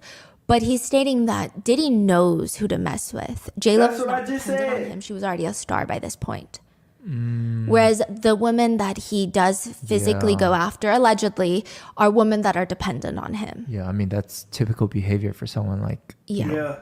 All about the power. He would even say in an interview that Kim was in with him while they're dating, he says, "Do you really think God meant for a man to just have one wife? Or a woman to just have one husband? Do you really think God meant it that way?" Yes, I do. Because it's not that hard to be single. It's not that hard to be single. I've been single for about 2 years. No sexual relations or anything like that. It's not that hard, bro. Relax. Chill. What is the fixation? What is the, like, bro, you mentally messed up here. That's the only way that I could actually believe. Like, that's the only solution that I could actually believe. You mentally messed up here. It's not that deep, bro. Chill. Relax. Eat some food, nigga. I promise you, food will satisfy you, bro. Eat some food, chill in the crib, go to your work. It's not that damn deep. Like, really. To the point to where you assaulting people against their damn will. It's pissing me off now. Because now I'm actually thinking about it and it's like, bro, chill the fuck out. Why do certain men, and I say men because I'm thinking about history. I'm thinking about men who, you know, in the past, military and Like, why do you feel like you gotta do that? It's not that deep. You gonna get your nut and then what? That's my question. You gonna get your nut and then what? What you gonna do after that, bro?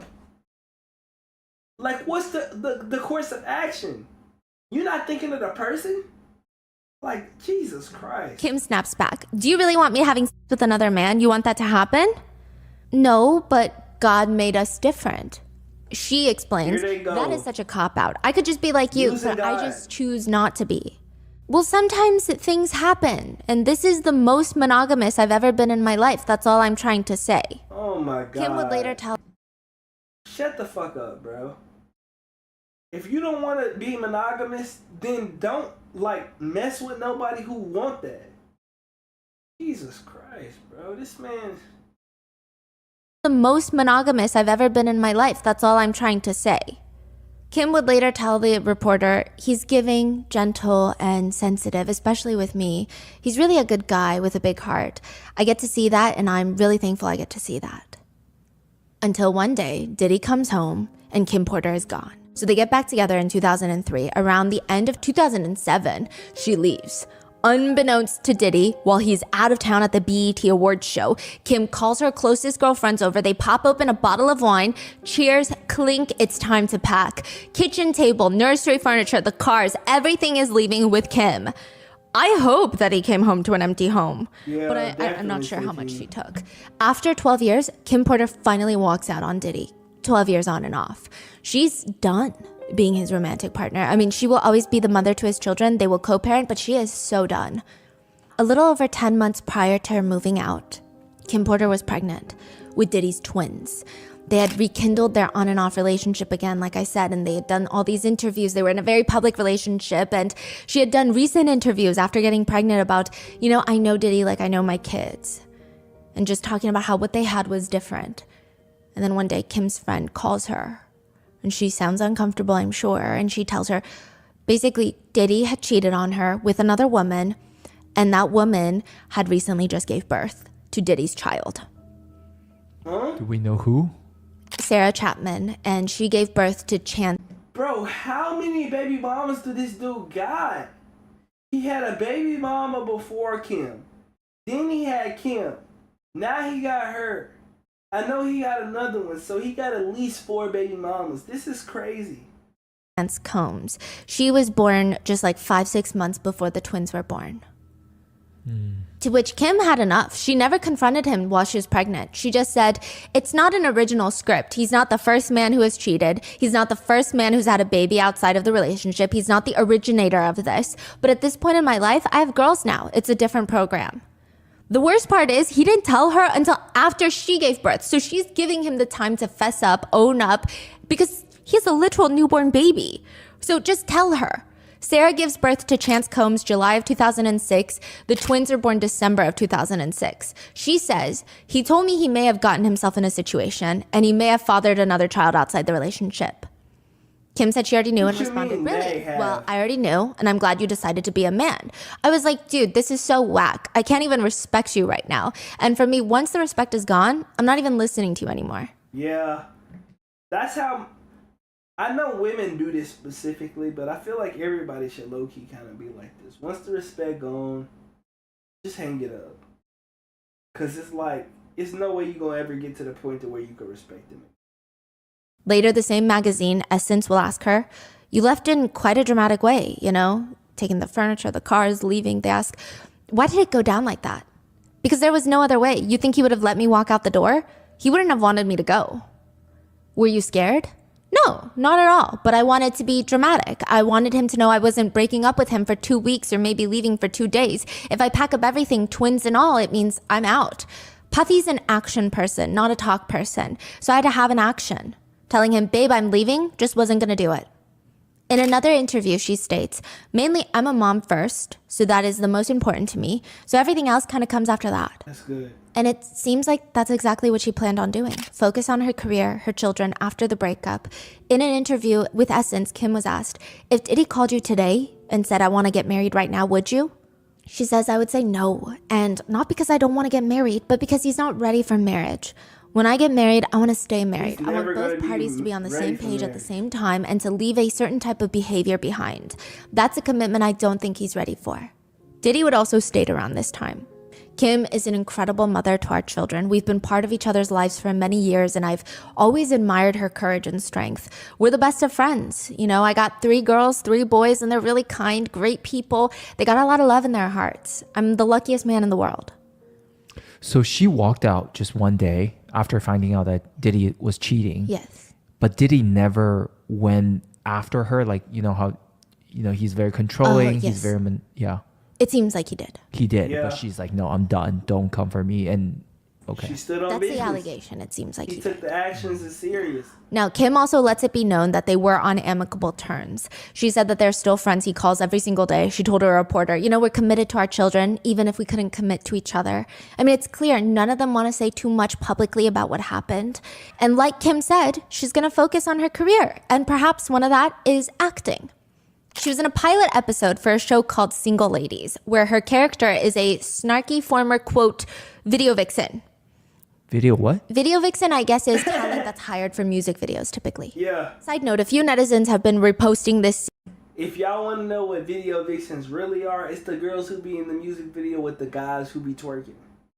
It's not just, Scene as they think it's just an eerie coincidence. Throw that thing Kim's back in character on the music show video. says, and again, this is a fictional show. I found God, and he told me to make a change. So I'm a writer now. I'm writing a tell-all book about my years of being a video vixen. I got lots of stories about lots of rappers, and I'm about to get paid. I am in no way insinuating that taken down book is true or not. So far, there isn't strong evidence of how the author received the hard drives. So I do question its validity. But if the don't know lawsuits why I filed like against that. Diddy are proven to be true, it does seem that Kim Porter would have a lot to say. Gene, the former bodyguard, would even say the violence towards women was a consistent pattern in his belief and opinion.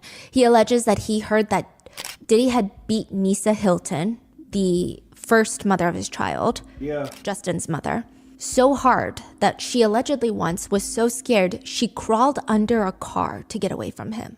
Bruh. According to Gene's allegations, he just does not understand how someone beats someone to that point that they desperately crawl under a car. That level of violence is a lot. Which again, doesn't mean that Kim wrote a tell-all. Wait, what? Speaking of Misa Hilton, That level of violence would make me plot.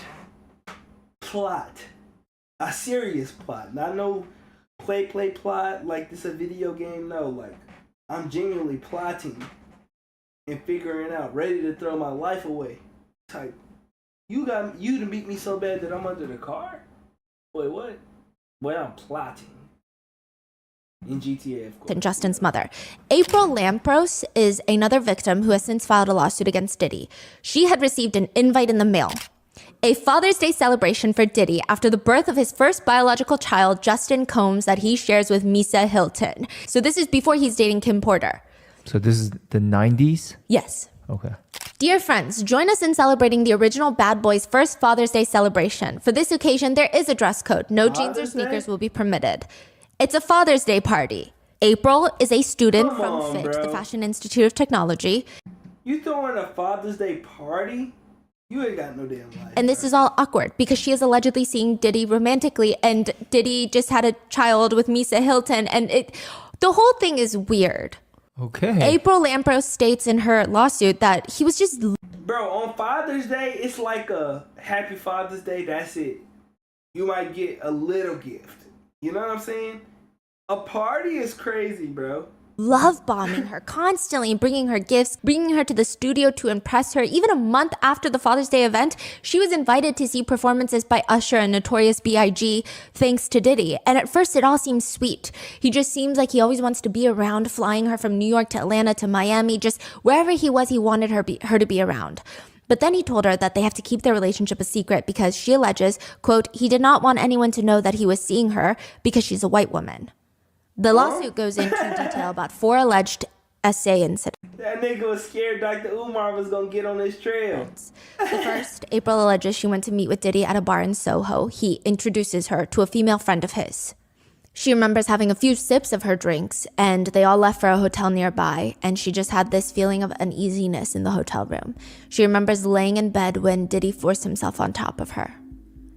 She leaves, and she told herself she would never talk to Diddy again, but he continues love bombing her and telling her how advantageous her life will be, her career will take off as long as Diddy is on her side. So, she's studying to get into the fashion world, which he is a big prominent figure of at that time. She thought that perhaps the first incident was maybe she misremembered. Then it happened again, the second incident. No. She alleges that this happened in a parking garage near his apartment in the city. They were going to dinner. Diddy's a little drunk. And as they're headed towards his car, he just grabs her out of nowhere, forces her to kneel on the concrete in the park. Hey, Pasta, on Twitch, we had a 13-hour live. You don't know. You ain't familiar with how I get down. I gets down. Parking lot, unzips his pants, and forces her to perform orally. She said that she could see the parking. But I'm not gonna lie, this might be the last video, because this is actually, I'm not gonna lie, I didn't expect this to be so, draining on my spirit. This actually kind of painful to listen to. This might actually be my last live. We might go live Sunday. Would y'all want me to continue Sunday? This kind of draining my spirit. It's so much negativity. It's hard for me to. I can't imagine doing 2 more episodes. I'm not gonna lie. I'm gonna be real with y'all. I feel so bad for all the women in this story. 2 more videos might be too much. It's tough. My spirit, I feel it in my heart. My spirit kind of dwindling. It depends on how you feel about doing lives. I enjoy doing lives. It's just there's so much negativity. And it's just, I don't know. The third one is more about Tupac and Biggie. Parking attendant witnessed this horrific assault, but Diddy allegedly did not care. Okay. And once he's done, she's crying and he just tells her, get up. She states once again she tried to distance herself. I still got Patreon reactions that I gotta do. Then the third time, she alleges at this point, Diddy and Kim Porter had started dating. She alleges in the lawsuit, again, this is an allegation, that she was called to his apartment where Kim Porter and 2 other people were there. They all go to the club that night, and when they get back, they continue drinking. He insists that Kim Porter and April take ecstasy, is what the lawsuit alleges. She said he essentially forced her to take the pill. He was forcing his hand so far into her throat, she almost gagged. Damn. And even afterwards, he's checking under their tongues like a psych ward nurse. She alleges in the lawsuit that Diddy forced the 2 of them, April and Kim, to engage in intimate acts while he sat watching and self-pleasuring. Weird. Towards the end, he, quote, sat close by masturbating for some time before pushing Kim Porter off Miss Lampros, April, and forcing himself inside and essaying April. April said that she just went completely numb and emotionally checked out. And it wasn't until Diddy kicked her out a few hours later that she felt all this disgust and shame. And she alleges the crazy thing is, even after all of this, he had the audacity to invite April to Kim Porter's birthday party. The 4th time, she alleges, was after he broke up with Kim Porter to date J-Lo. And while he's actively in a public relationship with J-Lo, he forces her to his apartment and tries to essay her once more. She manages to leave. And she thought that was it. But just like Talia, she said in 2023, April's boyfriend states that he was just approached by this random redacted man. So they redacted the name, but it's clear that they know who told him along the lines of, you really should reconsider dating that girl, because I personally saw videos of her having intimate relations with Diddy.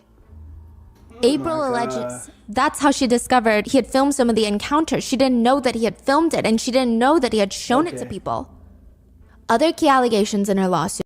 I don't know how he ain't got assassinated after doing all of this, if this is actually true. I'm not gonna lie. Mr. Combs does not like the word no. Now, one significant detail, or I guess insignificant detail, would be a better description. In the lawsuit, April alleges, quote, Miss Lampros recalls Mr. Combs' penis being adolescently in both length and width. Eventually, after Kim Porter, Diddy goes on to have a very public relationship with... No, Diddy? That's why you be trying to, cut with the BBCs. You be trying to get male models with the big schlongs because you like that? Dang. Cassie Ventura. Gene Deal, the former bodyguard, says, I didn't know Cassie, but I knew someone like Cassie. I knew Kim Porter. Which obviously there's a lot of discourse here about him having 3 mothers to his children. Diddy does argue interestingly on the Wendy Williams show. Keep this in mind because Wendy Williams comes back again in episode 4 of this Diddy series. He argues that Have y'all caught up with like Wendy Williams and her like health and stuff like that? I ain't gonna lie, that's sad. Like I don't even think like she low key can't even move now. Like she can't walk on her own. Like that's crazy. Somebody He like met Wendy the mother of his Williams. children, all three Health of is them, wealth, Kim for Porter, real. Misa Hilton, and Take care Sarah of Chapman yourself. in the same year. He says, I met all of them in the same year, so I've known them in the same amount of time. We were all friends. I wasn't running around through my career and every couple of years just being like with a new person. These are people that have been my friends. Then I would get my heart broken, and then my friend would be there, and I would fall in love with my friend, and then I would get my heart broken, which is a crazy statement. Yeah, how is that better? You know? Very crazy. I met all of them in the same year, so I've known all of them the same amount of time. We were friends. No. He also said specifically about having daughters. He has 3 sons and now 4 daughters, the youngest being Love Combs, was born in 2022. This next statement is crazy. It took me to have daughters to really know how to treat a woman, and I'm still learning. But I guess they didn't teach him that much, because in another appearance on The Breakfast Club, he's there sitting next to his son, Christian Combs, who is the one being sued by the yacht stewardess, Grace. This is what he says about dating. And by the way, Christian is like a teenager at this point, so he's like consciously aware. And he looks up to his dad. He's his role model. He says, if I'm in a relationship with you, 25% of your time, you're just going to be like, oh man, I hate being here. This guy cheated on me. He lied on me. But then there's 75% of the time, I'm going to make you the happiest woman in the whole wide world. I'm going to be there to support your dreams. I'm going to be there to hold you, listen to you. I'm going to be there to be your best friend. And I promise you'll smile the most. You know who I am. This is what it is. Which deal do you choose? And the sad part about it is it seemed like he put all of the women he was with through the same stuff.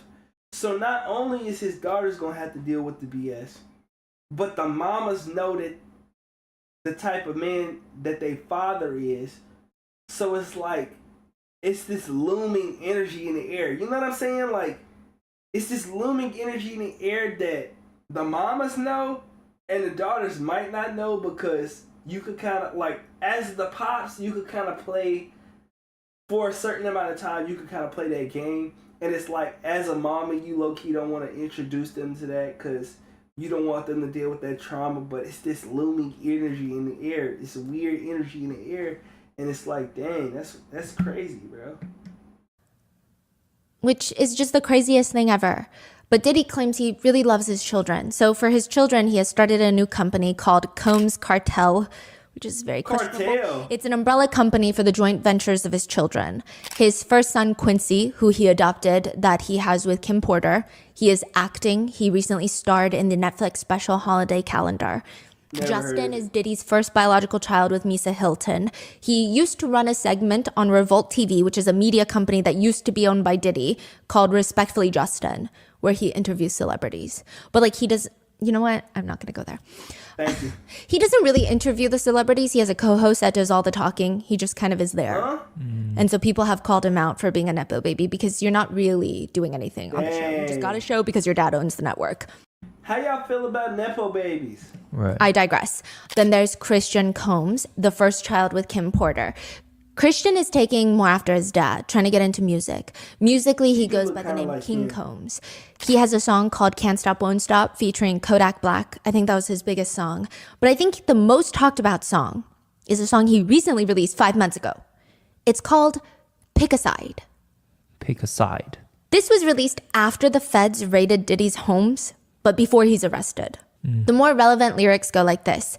I dare one of you N-words scream out no Diddy. Might see me with some pretty hoes with me, but ain't no hoe in me.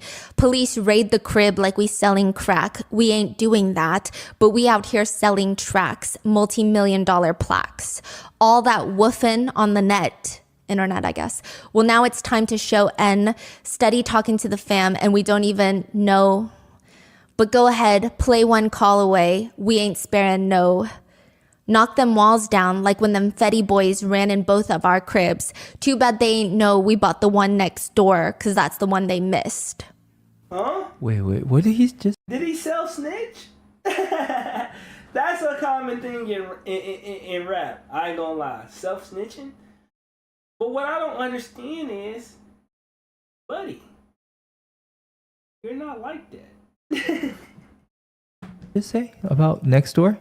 he's saying, first of all of you guys yapping on the internet, we're not sparing anyone. This is like a freaking war. Then he goes on to state, And no Diddy low-key is catchy. It makes sense. like, the feds raided our crib acting like we're selling crack, but we're not. We're selling tracks. But also, joke's on them because they missed one because they had purchased 2 homes in Miami, it seems, on Star Island. And I guess he's insinuating that the feds didn't check the home or something that they bought next door. Really? He's flexing about that. Oh, just you wait till the comments. Now, there seems to be references to 50 Cent and Eminem. We will get to that in part 4, where we go through all of Diddy's friends and then everyone who has hated him since day one. Because there's a lot of celebrities who have been beefing with him since day one. Now, the main comments on this diss track read, "This shit is whack." Others point out that he's grown up in such a privileged household, he can't even make a good diss track. They comment, "Wow, we're really making it out the gated community with this one, fam." Another comments, "Snitched on himself and hit us with this itsy bitsy spider flow." Yeah, he does like a nursery rhyme beginning. They praying on our downfall another time again. After the rainfall, the sun gonna shine again. That's right. Don't bust no U-turns, cause we ain't forgetting shit. And then others say, when you make a poem in primary school and then add a backtrack. In the lyrics, like I said, he talks about the feds missing the second home in Miami they allegedly purchased. A lot of netizens found that hilarious, saying, "How do you snitch on yourself in your own diss track?" Yeah, LOL, he said, shit. "Don't forget the house next door." The feds just raided 2 of their house. Yeah. And he's making a diss track on the public as well as The feds. The feds? Yes. What is going on right now? Yes, which a lot of people have said, Thanks, you know, Anthony. cops, okay, maybe. The feds, nobody really fucks with Yeah. the feds. Like, that's Why just are you not doing something that? you do.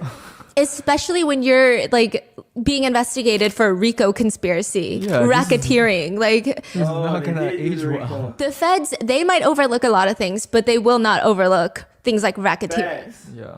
People comment, "How are you going to make a diss track where you're not really dissing anybody, only name dropping and then self-snitching? This sounds less like a diss track and more like a confession." Others are Yeah. commenting, "Yeah, well, Usually when you do like a diss track, you exposing some stuff that like shake shit up or like make people kind of like, ooh. But it's like, if we listen to the diss track and it's like, buddy, hang this shit up. Then it's like you didn't even do nothing. You didn't win. we did pick a side and it's not with the oily diddler." A lot of people think it's just so bizarre. It really just shows how untouchable they think they are. Because why would you tease the feds like that?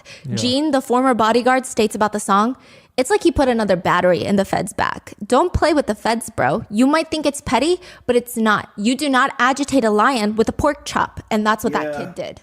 Read the room. Others have commented, Christian Combs said pick a side. The feds said pick a cell. Yeah. So he's in a lot of hot water. Justin But was. where is yes. he right now?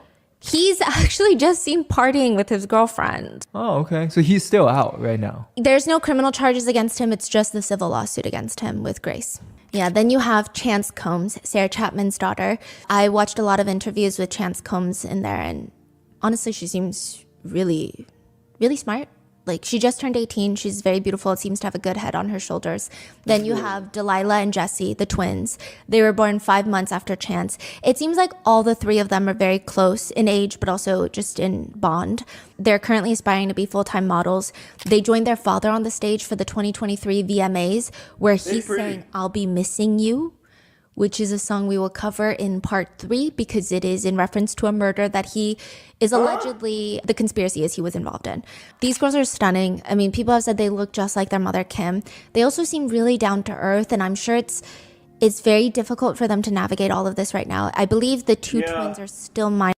I feel like something that often happens, and I do kind of see this, is whenever like a woman go through like intense trauma and they have daughters, they try everything in their power to shield them from that, even to the point to where like they'll crash out, they'll give their life in order to keep their daughters from going through the same trauma that they went through because they know how it feels.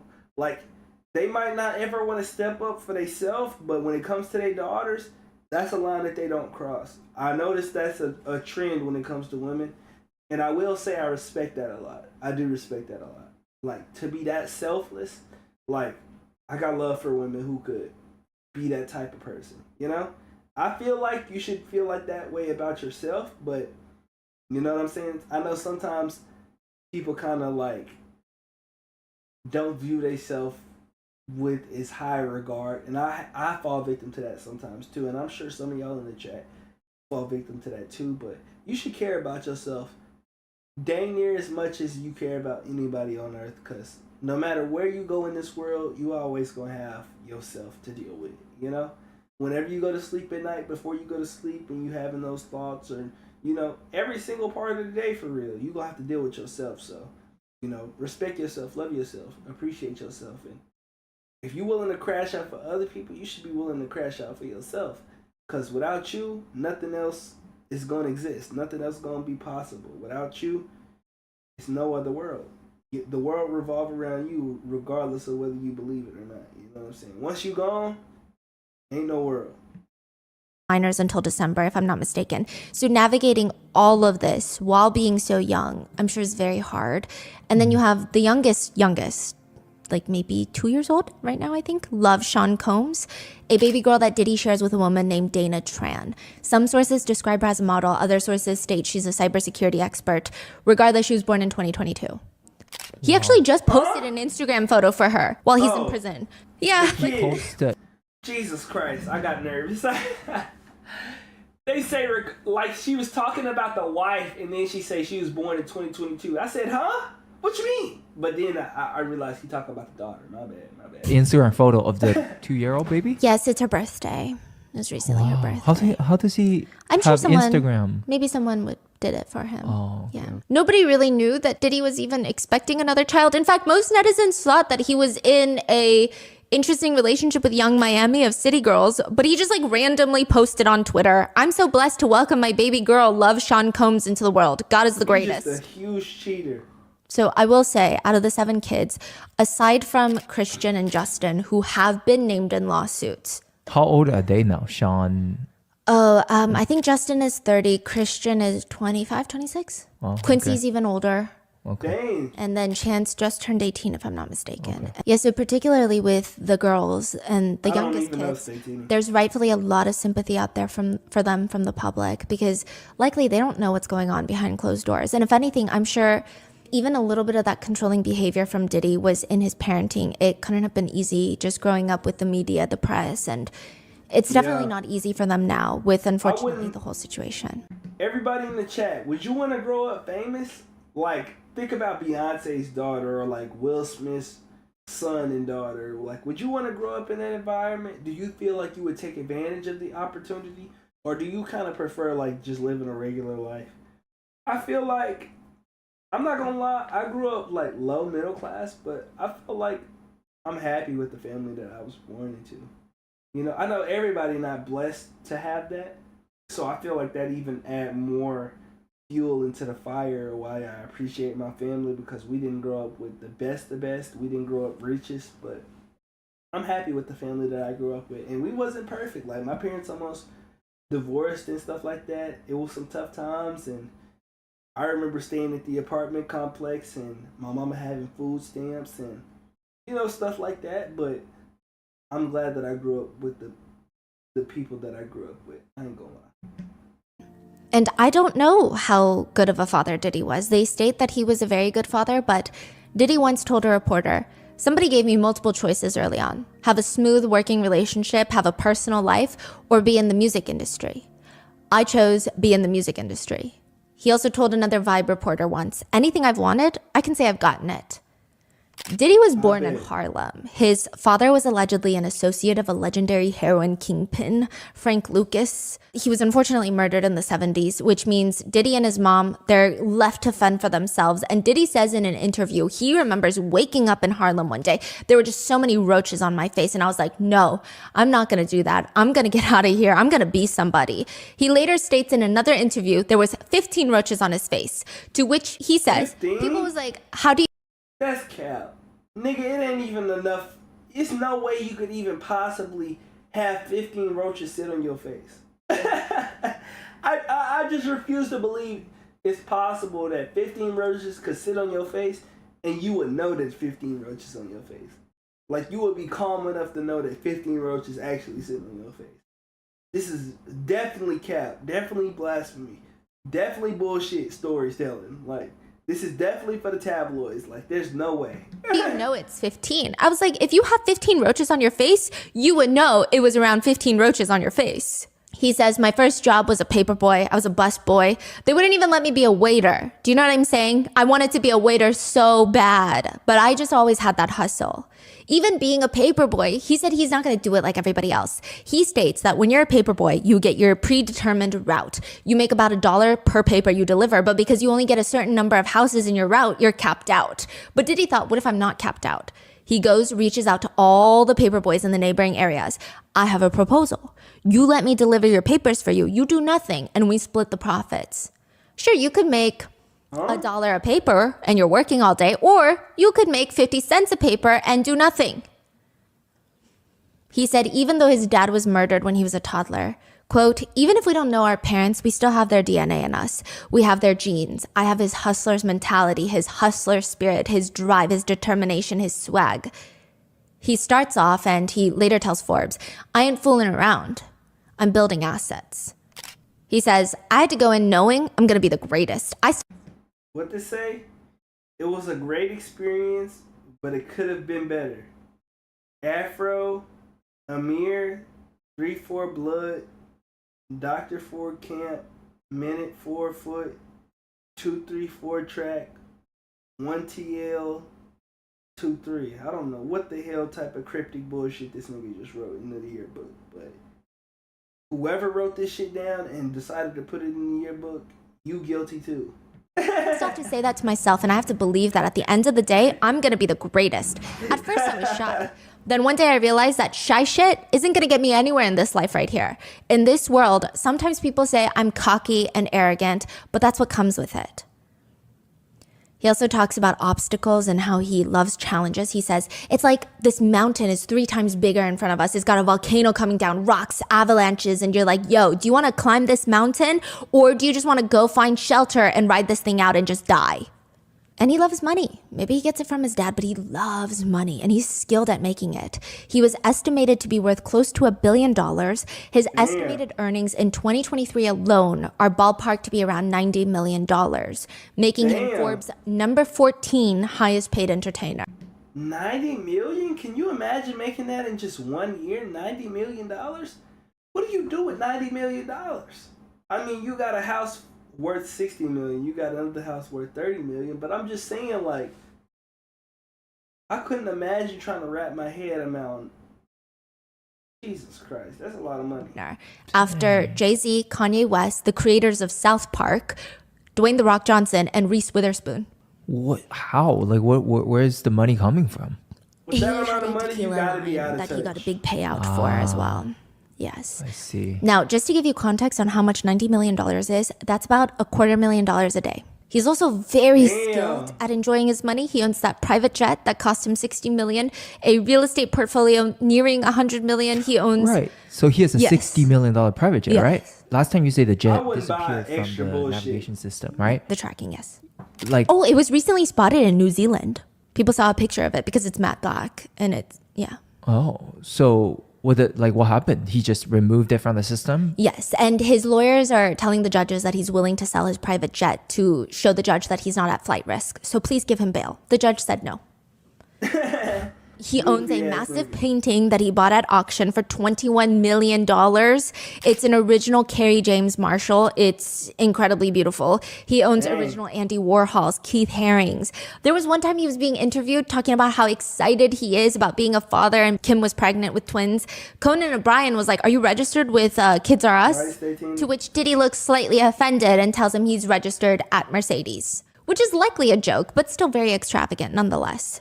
He had a famous butler once who would walk around just holding a umbrella over his head. His name was Farnsworth Bentley. Yeah, he would just like walk around with this umbrella. And recently, prior to his arrest, Diddy just announced that he purchased 2 of the largest cannabis companies in the country for nearly $200 million, making him the owner of the largest black-owned cannabis company in the U.S.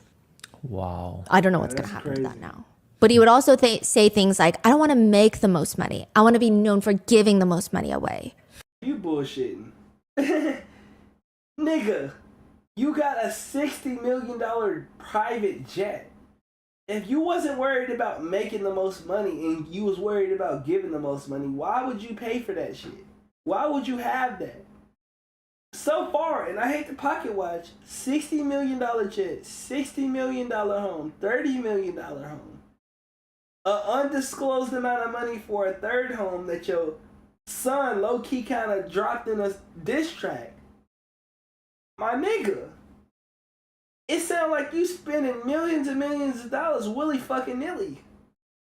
It don't seem like you too concerned with giving money away. I know the drugs that you're using not cheap. This nigga bullshitting. He lying to our face and thinking we not gonna add all of the bullshit up. It's too much bullshit to add up for us. Like, come on. We're not stupid now. Times. SBF. Oh yeah. Which he's sharing, is that true? Sharing the sale with? Yeah, sharing the same unit $1,000 with the baby crypto oil? fraud of FTX crypto, yeah. He's in the same detention center in Brooklyn. And they actually share the same attorney, which we will cover in part 4. Maybe they're best too buds. much money? He said in a previous You don't even know what to interview, do I'm with the it?" one driving around in the Rolls Royce with this hat turned. He got a Rolls Royce. Going down Fifth Avenue with the music booming in the back, walking into And a butler. And a private chef. This nigga is just spending money to spend it. Gucci, shutting down the store, buying everything at the motherfucking same time, driving up to Harlem and giving out $100 bills to homeless people. I'm not gonna lie to you. I had a taste of wealth and I was gonna do anything I could to protect that.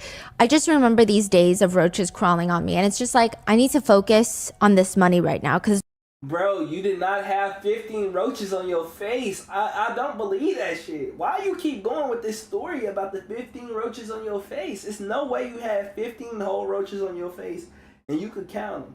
I promise you, if I had more than 3 roaches on my face, I'm not able to count them. I'm so like scared for my life and disgusted. There's no way you could have 15 roaches on your face and be able to remember that you had 15 roaches on your face. The only thing you can remember is I had a lot of roaches on my... If you said a lot, I understand you. But 15, that's too specific, my nigga. because nobody There's else no has the way. opportunity that I have. Which again, not a controversial statement, but a source close to Diddy, almost alluding to that, says that to Diddy, it's not even just about money. It's about power. And ultimately it appears that Diddy wants power. They say this about him. There's a certain narcissism and attitude of objectifying not just women, but all people and wanting to be with other men who enjoy moving people around like chess pieces. Who said this? An insider source. But Diddy claims Dang, they that the choked only on my thing that chips. got him to be worth close to $1 billion, the credit He goes to lying, being a Stacey. father. Fatherhood taught him patience and grace. Wow. And I'm sure he believes he is a great father. Which is why his son, Christian Combs, is getting sued by Grace, the yacht stewardess who claims she was Whoa, essayed by stop. Christian I don't Combs know while if working that's on the evil or Victorious what. yacht December of 2022. Grace was 25 at the time, he was 24 at the time, and honestly, her lawyer had it out for Christian. They write it in the lawsuit. Defendant Christian Combs is a 25-year-old auto-tuned and heavily edited rapper. Unfortunately, as the saying has it, the apple does not fall far from the tree. Defendant Dang. C. Combs, Christian Combs, who has seemingly taken after his father and the family business of reckless partying, drugging others, sexual violence, and other illegal conduct. She alleges, paraphrasing here, but like the lot of the whole family were weird. The lawsuit I alleges bet. a constant rotation of suspected sex workers and A-list celebrities were rotating on the yacht. Staff were often treated with disrespect. It created an extremely hazardous environment. Also in the lawsuit, there's this really weird part where Grace alleges in the lawsuit that she was tending to the yacht, and I guess the family, they were all playing a game. I don't know who was present during this game, but it seems that Diddy and his mom, Janice, were His present. mama, too? And I don't know if Oh Diddy was my there, but gosh. somehow the conversation in the game leads to him taking off his pants so that his private parts are exposed, and he's sitting right next to his mom, and he does it. It's Ah, definitely strange. Side note, a lot strange? Bro, this is more strange than doing something strange for some change. This nigga is a millionaire. If he was homeless on the side of the street in front of Walmart and he needed an extra $1 or $2 to actually get some food because he's starving, understandable. Nigga, this is literally willingly. This nigga's on a yacht. Oh my gosh, bro. If the mama involved, I know this nigga's cuckoo. Bro, what the fuck? A lot of people think his relationship with his mom is strange. A new clip has surfaced where Diddy is A lot of people think the relationship with his mama is strange. If this story is true and he took his pants off in front of his mama as a grown man, it's beyond strange. She knows some stuff that we don't need to know. with his mom, and they're both hooked up on IVs, which Cassie has included in her lawsuit that after freak-offs, they would need to get IVs the next day from all the drug usage. I'm just saying that's a parallel. It's been alleged by Cassie that, and these could be completely different things. Not everyone who gets IVs do freak-offs. So in the video, he introduces his mom and kisses her on the lips, which is inherently not sexual, I guess. It depends on each person's boundaries. It's just weird. Bro, when you get to an adult age, you don't kiss nobody on the lips. Your parents? No, that's not it. That's not it. Cheek kiss. Forehead kiss. Hugs. Lip kiss? That's just something you don't do. It's not even something you even discuss. Like, it's not even like is this okay to do? It's like, what are we talking about right now, bro? You just don't do that. It's just an unsaid rule. Like, what is going on? People in the chat, is this like, am I tripping? Is this normal? Bro. He also apparently brags about his mom and taking his mom to strip clubs, so there's that.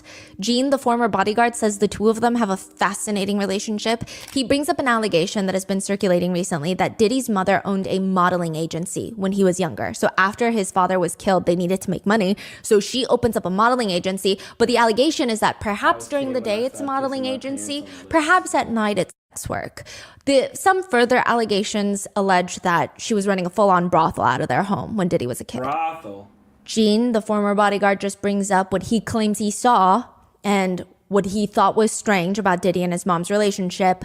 One, he claims Diddy would describe his mother in odd, potentially sexual ways, bragging about how she can stand up and bend over and put her palms on the ground. But it was, I guess, in a sexual context. It was weird. What? Allegedly. 2, they would kiss on the lips, which is evidenced by the live stream. 3, he alleges his mom would wear the same white nail polish that Cassie alleged Diddy would like to see during freak-offs. Which, side note, if you listen to part 1 of this 4-part series, you know that another alleged girlfriend of Diddy's went on a podcast to allege that she was abused by him. She also had on white nail polish. Some people have pointed to the fact that Young Miami of City Girls, when she was dating Diddy, had white nail polish on. Oh, he like a serial... Bro, this is like when a serial killer got like a trademark. What's crazy to me is that him and his mother had this... I don't want to get too deep, man. This Oedipus complex thing. Side note, the Oedipus complex is a theory that children will feel feelings of desire towards their opposite sex parents. For boys, there are unconscious sexual attractions towards the mother, which creates a hostility with the father, and vice versa, whom they just view same parents as their rival, is the theory. Gene continues, I'm looking at him and his mother on the couch. Both of them are getting IVs after one of Diddy's parties, allegedly, because I wasn't there. I wouldn't know. My whole thing about this thing is, I'm not saying she was ever at a freak-off or she was ever at that type of party, but you can't tell me Miss Janice Combs, who is always at the regular parties, didn't know nothing about the freak-off parties. That's what Gene says. Gene says he's not saying anything because he doesn't know. He didn't see anything. But he does seem to have a complicated relationship with his mom if Gene's stories are true. But he also says that he's very aggressive towards his mom. Sometimes he allegedly heard Diddy just snap at his mom. Didn't I tell you to stay out my motherfucking business? Going off on her, allegedly. To your mom? But I digress. Grace alleges in her lawsuit that one night Christian Combs came via tender. So tender is a small boat that takes people from the boat to the land, from the main yacht to the land, and back and forth, like a little water taxi. He comes, middle of the night, she's on the night shift. So there's only like 2 people working the whole boat at night, because most people are asleep. Yeah.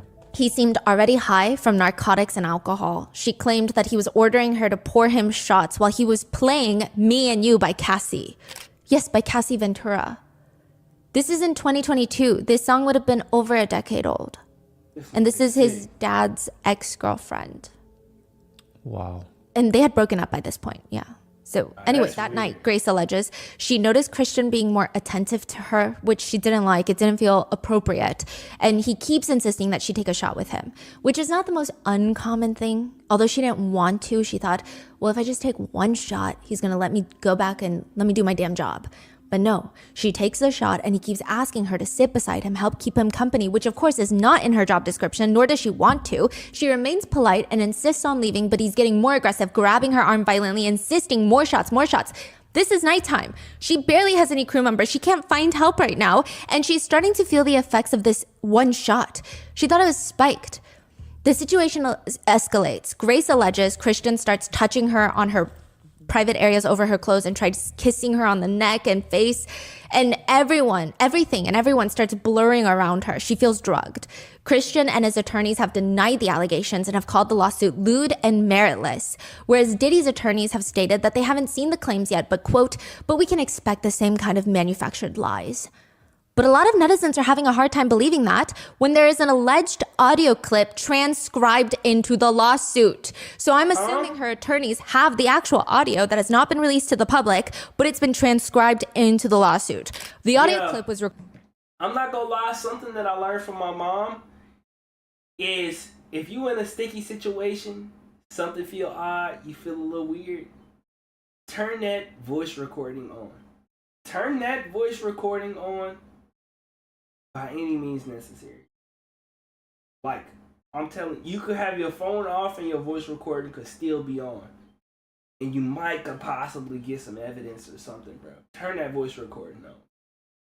You know what I'm saying? I'm glad that my mama taught me that. I ain't gonna lie.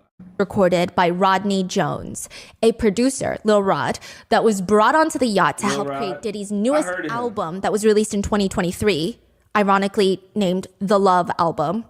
Rodney Jones was allegedly ordered to record everything. Ordered by who? Diddy. Record everything for the creative process, but also potentially for a Hulu show. Like a camera and everything, tape rolling type of thing? Just on his phone. Okay. Because I guess they could include it into shows or into music videos. Okay. There's an audio recording of the alleged essay. Christian is telling Grace, yo, it's shot o'clock. Are you talking about, this is happening at night, the first night that he came on? Yeah. And Little Raw was recording? There's an audio recording. I don't know if he was in the room, but he has the recording. And I guess he gave it to Grace later. Oh, like he had cameras and stuff set up that's recording? Whoa. Now, Lil Rod will sue Diddy as well, which we'll get into right after this. Yeah, and Christian says, yo, it's shot o'clock. Grace responds, I'm not doing shots, Christian. Everybody, we got to take a shot. I'll just put the ledge. No, take the whole thing. No, you take it as well. Christian tells her, no, take the whole thing. Grace keeps saying, I'll take the whole shot if you take it as well. So it's likely she said this because she thought it was spiked at this point. So it's like, you take the shot. Ladies, if you ever feel like your drink is spiked, number one, do not take that sip. Do not drink it by any means necessary. But if you feel like your life on the line, you want to call a motherfucker out on this bullshit, tell him, let's switch shots then. So let's switch shots. You take my shot, I take your shot. And if a motherfucker like, no, just take your shot, like he trying to push you to take your specific shot, then you know what's up. Cause it shouldn't be nothing for a motherfucker to switch shots. You could even get real shiesty with it and be like, you got more in yours than mine. Let me take your, or I got more in mine than yours. My bad. I switched it up. I got more in mine than yours. You poured my shot a little bit more than yours. Take my shot. Type shit. You know what I'm saying? Shot from the same bottle then. Yeah. And he said, I ain't gonna lie, I'm not taking nothing. Please, take the shot. And she asks, are you drugging me? That is terrifying. Yeah. And he responds, take the shot. Hey, yo, play another beat one time.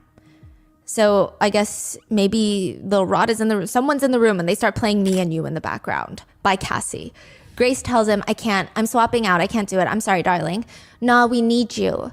I'm going to stop. I have to go. Honestly, I'm already losing sleep. I have to go now. You're the best one on the ship, though. What do you mean? Who's going to replace you? Who's going to replace me? Which sounds like a threat of firing her, if I'm not mistaken. Or it could be who's going to replace her tonight. I don't know, but it's That's what the transcript shows. Grace continues, "Excuse me, you don't touch my legs like that. I'll move my legs where I want to. If you want to do this, then I will. You don't touch my legs like that." Later, Grace states again, "Well, you can take your hand off my ass for the first thing." No. Wow. This part wasn't recorded, but she recalls later that night, Christian kept asking her to find him a place to sleep, which there were no more spare staterooms and cabins, and he refused to go back to shore because I think him and Justin had their own place on shore. So she leads him to the cinema because sometimes people would crash there. So she leads him there and sets up a spot for him to sleep, which is her job. And he allegedly blocks her from exiting. She states he became aggressive and started cornering her, groping her. She was pushing him back. He took off his clothes and revealed his private parts while allegedly forcing her to try and get her to go down, pushing her head down. She fought him off and finally runs out of the cinema, and immediately the next morning she complained to the yacht's captain. But the captain did not care. What's wilder is Grace alleges that Diddy's employees, his chief of staff, who is right now being compared to Ghislaine Maxwell. Who's chief of staff? Diddy's chief of staff, like his right-hand woman, is being compared to Ghislaine Maxwell, which we did cover the Epstein case, by the way. She found out about it, allegedly told Diddy, and instead of Diddy being a good father like he claims to be, and set the record straight, go to the police, figure it out, discipline Christian, turn him in, whatever it needs, he just pays off the captain to keep him quiet and not corroborate Grace's story, if you will, and eventually she was terminated by that captain. It does appear that Grace likely has a strong case considering there's audio from that night, but that brings us to Rodney Jones, the producer that gave Grace the audio. He has also filed a lawsuit against Diddy. His lawsuit alleges that he was brought on to produce Diddy's 2023 album, the Love Album, Off the Grid, and his life has fallen apart since. For over a year, he worked to help produce 9 songs on Diddy's album. He states that Diddy always wanted him around to record everything in case he has a spark of creative genius, I guess. I've been working on an album, the Love Album, Off the Grid by Diddy, and it's Grammy nominated right now as we speak. I should be celebrating, but the truth is I'm not. Taking this album on has required so much time. Diddy will request certain works to be done and tell us don't go to sleep until it's done, and the truth is we'll be up for days. He would live with Diddy for months, spending holidays with him, leaving his family to work on this. And he claims because of Diddy's insistence of having everything recorded, he now has hundreds of hours of Diddy's footage and audio recordings. And many of those allegedly depict them engaging in seriously illegal activity, which, I mean, the feds are going to have a field day with those files if he really does have those files. But that's so fascinating. Why would Diddy want him to do that? Maybe his like head's getting way What you too mean, big. why would he want him to do that? Nigga feel untouchable. You done did all of this shit. You feel untouchable. You don't give a fuck. Like, that's his problem. And that's a lot of people's downfall. They feel untouchable. Welcome to Rotten Mango. One of the most intelligent people I know is a polyglot, aka she knows multiple languages fluently. She even dreams in each language whenever she travels to that specific country. It's like a super cool secret. Shout out to Rotten Mango and all of the sponsors and stuff like that. Also, before we continue, I would like to recommend y'all go check me out on all the social medias. Links right here. VexReacts Live on all platforms other than TikTok. TikTok is called VexReacts Plug if you want to check me out over there. Let's get into this reaction. Finish this reaction off. It looked like we're getting to a big moment. Can't travel or converse with native speakers in person. Rosetta Stone has built-in true accent feature that gives you feedback on your pronunciation, like a personal trainer for your specific accent. And remember how if you add me on Instagram and you message me personally and you ask me to be on the private story, I do be posting like behind the scenes of my actual life on the how I private said story. that with Rosetta Stone you can be She promoting, so don't get mad at me promoting. Fuck you. bilingual, trilingual, even 25 lingual. Well, now with Rosetta Stone's lifetime membership, you get access to all 25 language courses for the rest of your life. Spanish, French, Italian, German, Korean, Chinese, Dutch, Arabic, Polish, and so on. I can't speak no other language other than nigganese. Come on, bruh. You got a Shopify in this bitch? Because even though we were selling limited editions of Grandpa Mango's work, Shopify was with us through all of it. For Grandpa Mango, we were able to sell millions of brands behind Allbirds, Rothy. Dropping soon too, by the way. Because check out, they're all shop board with Shopify. Sign up for a $1 per month trial period at shopify.com/rotten, all lowercase. Go to shopify.com/rotten now to grow your business no matter what stage you're in. Shopify.com/rotten. Mango production.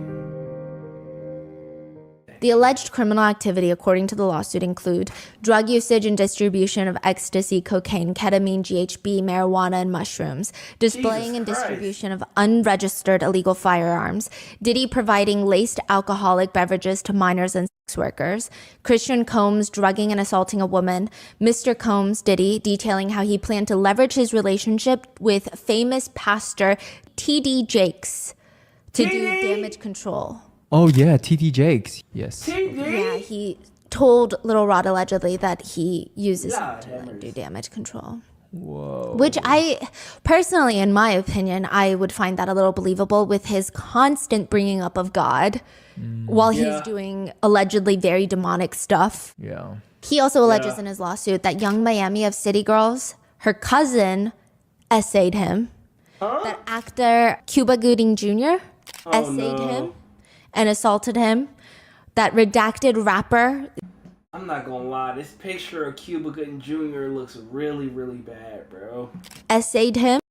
This looks bad. And I grew up with Cuba Gooding Jr. I ain't gonna lie, when it comes to actors, I feel like Cuba Gooding Jr. don't even get his flowers for real. Like, we be giving, like, I ain't gonna lie, we be giving some people their flowers, but he low-key got some good-ass parts in some movies. I ain't gonna lie. I feel like he need to get more of his respect, but this is weird. If he actually a weirdo, he a weirdo. We don't want to give him this respect on that end. But I'm just saying, over the years, I feel like they don't really give him this respect in terms of acting. Like, why do I feel like Dwayne "The Rock" Johnson get more respect than this nigga, and this nigga's a better actor than Dwayne "The Rock" Johnson? Am I tripping in the chat? And assaulted him. That redacted rapper, the name is redacted on the lawsuit. Redacted rapper on the yacht was consorting with underage girls. Redacted R&B singer in Diddy's LA home was consorting with underage girls and sex workers. So these are the serious criminal allegations that he's bringing forth in his lawsuit. He claims he witnessed the Combs family allegedly, potentially, maybe shoot someone, which we will cover that more in part 3. But Rodney Jones alleges in his lawsuit, throughout his time living with Mr. Combs, Mr. Jones was the victim of constant, unsolicited, and unauthorized groping and touching of his anus by Mr. Combs. A brief list of allegations further include. Bro, I don't know how anybody, girl or man, could mess with, like, booty stuff. Like I done been on the toilet before. This might be TMI, but let's act like we all human and we all, like, mature. You know what I'm saying? I done been on the toilet. You drop one of them big, you know, Galapagos turds in the toilet and the water splash up and hit you in the booty. You just feel too awkward. I don't know how people do that. Like, that's just... And I know some people into different stuff, and I'm not going to give disrespect to nobody. I'm just talking, like, from the little bit of personal experience that I done experienced on the toilet. I don't know how anybody mess with that. That's just... Odd, very odd to me. That more in part 3, but Rodney Jones alleges in his lawsuit, throughout his time living with Mr. Combs, Mr. Jones was the victim of constant, unsolicited, and unauthorized groping and touching of his anus by Mr. In the middle of a TikTok and a little bit of water smack me on the booty like these. And I'd be like, ooh. Combs. A brief list of allegations further include, now again, these are allegations. Diddy would shower like and walk Why around you naked while doing that? forcing Rodney Jones to work in the bathroom, which is already odd. Rodney said that he told the chief of staff, Christina Coram, who is now being compared to Ghislaine, that he was very uncomfortable, but she just downplayed it all as friendly horse playing. That's just Diddy's way of showing he likes you. What's horse playing? Like, you know, boys will be boys. Horse playing is like play fighting. No. I don't do the boys will be boys I wouldn't shit. even give that excuse if I had a son who's 7, let alone a middle-aged man. Rodney said his idol in life has always been Stevie J, the musical artist, which, by the way, again, these are allegations brought forth by his lawsuit that is... I don't know about y'all. My idol in life is the future version of me. I don't really look up to nobody for real. I ain't gonna lie. I feel like nobody has... And I'm one of them people... I want to be my own person so bad that I've never felt like anybody has done something that I want to do. Like, why would I want to do something that somebody else have done?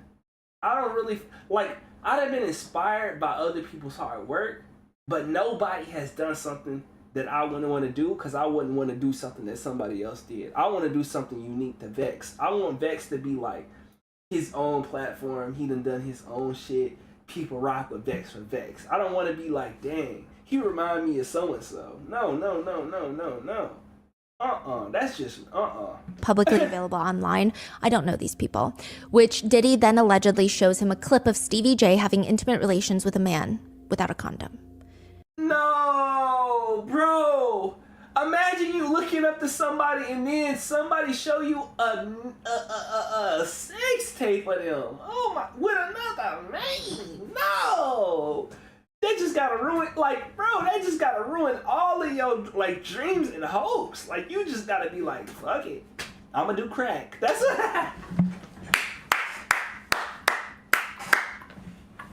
I'm just kidding. That's not what you should do.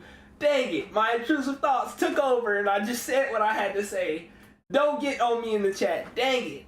But imagine whoever your, like, idol is, or like whoever you look up to, Beyonce, Rihanna, and then they just show you like a sex tape, but not like a normal sex tape, the craziest stuff. I'm gonna do crack is diabolical.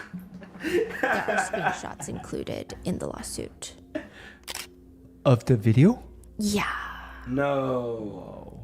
I don't know. Look, it's in the lawsuit. Rodney says Diddy was trying to use this as a way to get him to do what he wanted to do, which was No. other men. According to him, Diddy said, "This is normal practice in the industry. Look, even Stevie J is doing it." He states that Diddy promised him to win a Grammy for Producer of the Year if he engaged in gay intimate relations.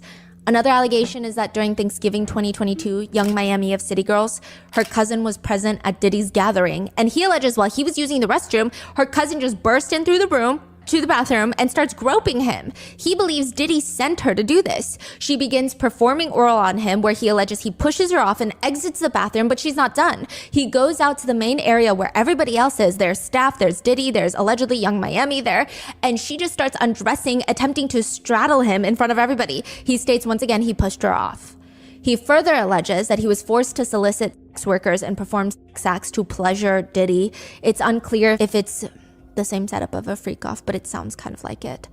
He once states that he woke up dizzy and confused. He was naked, looked around, and he was in bed with two sex workers and Mr. Combs. It's unclear what happened that night.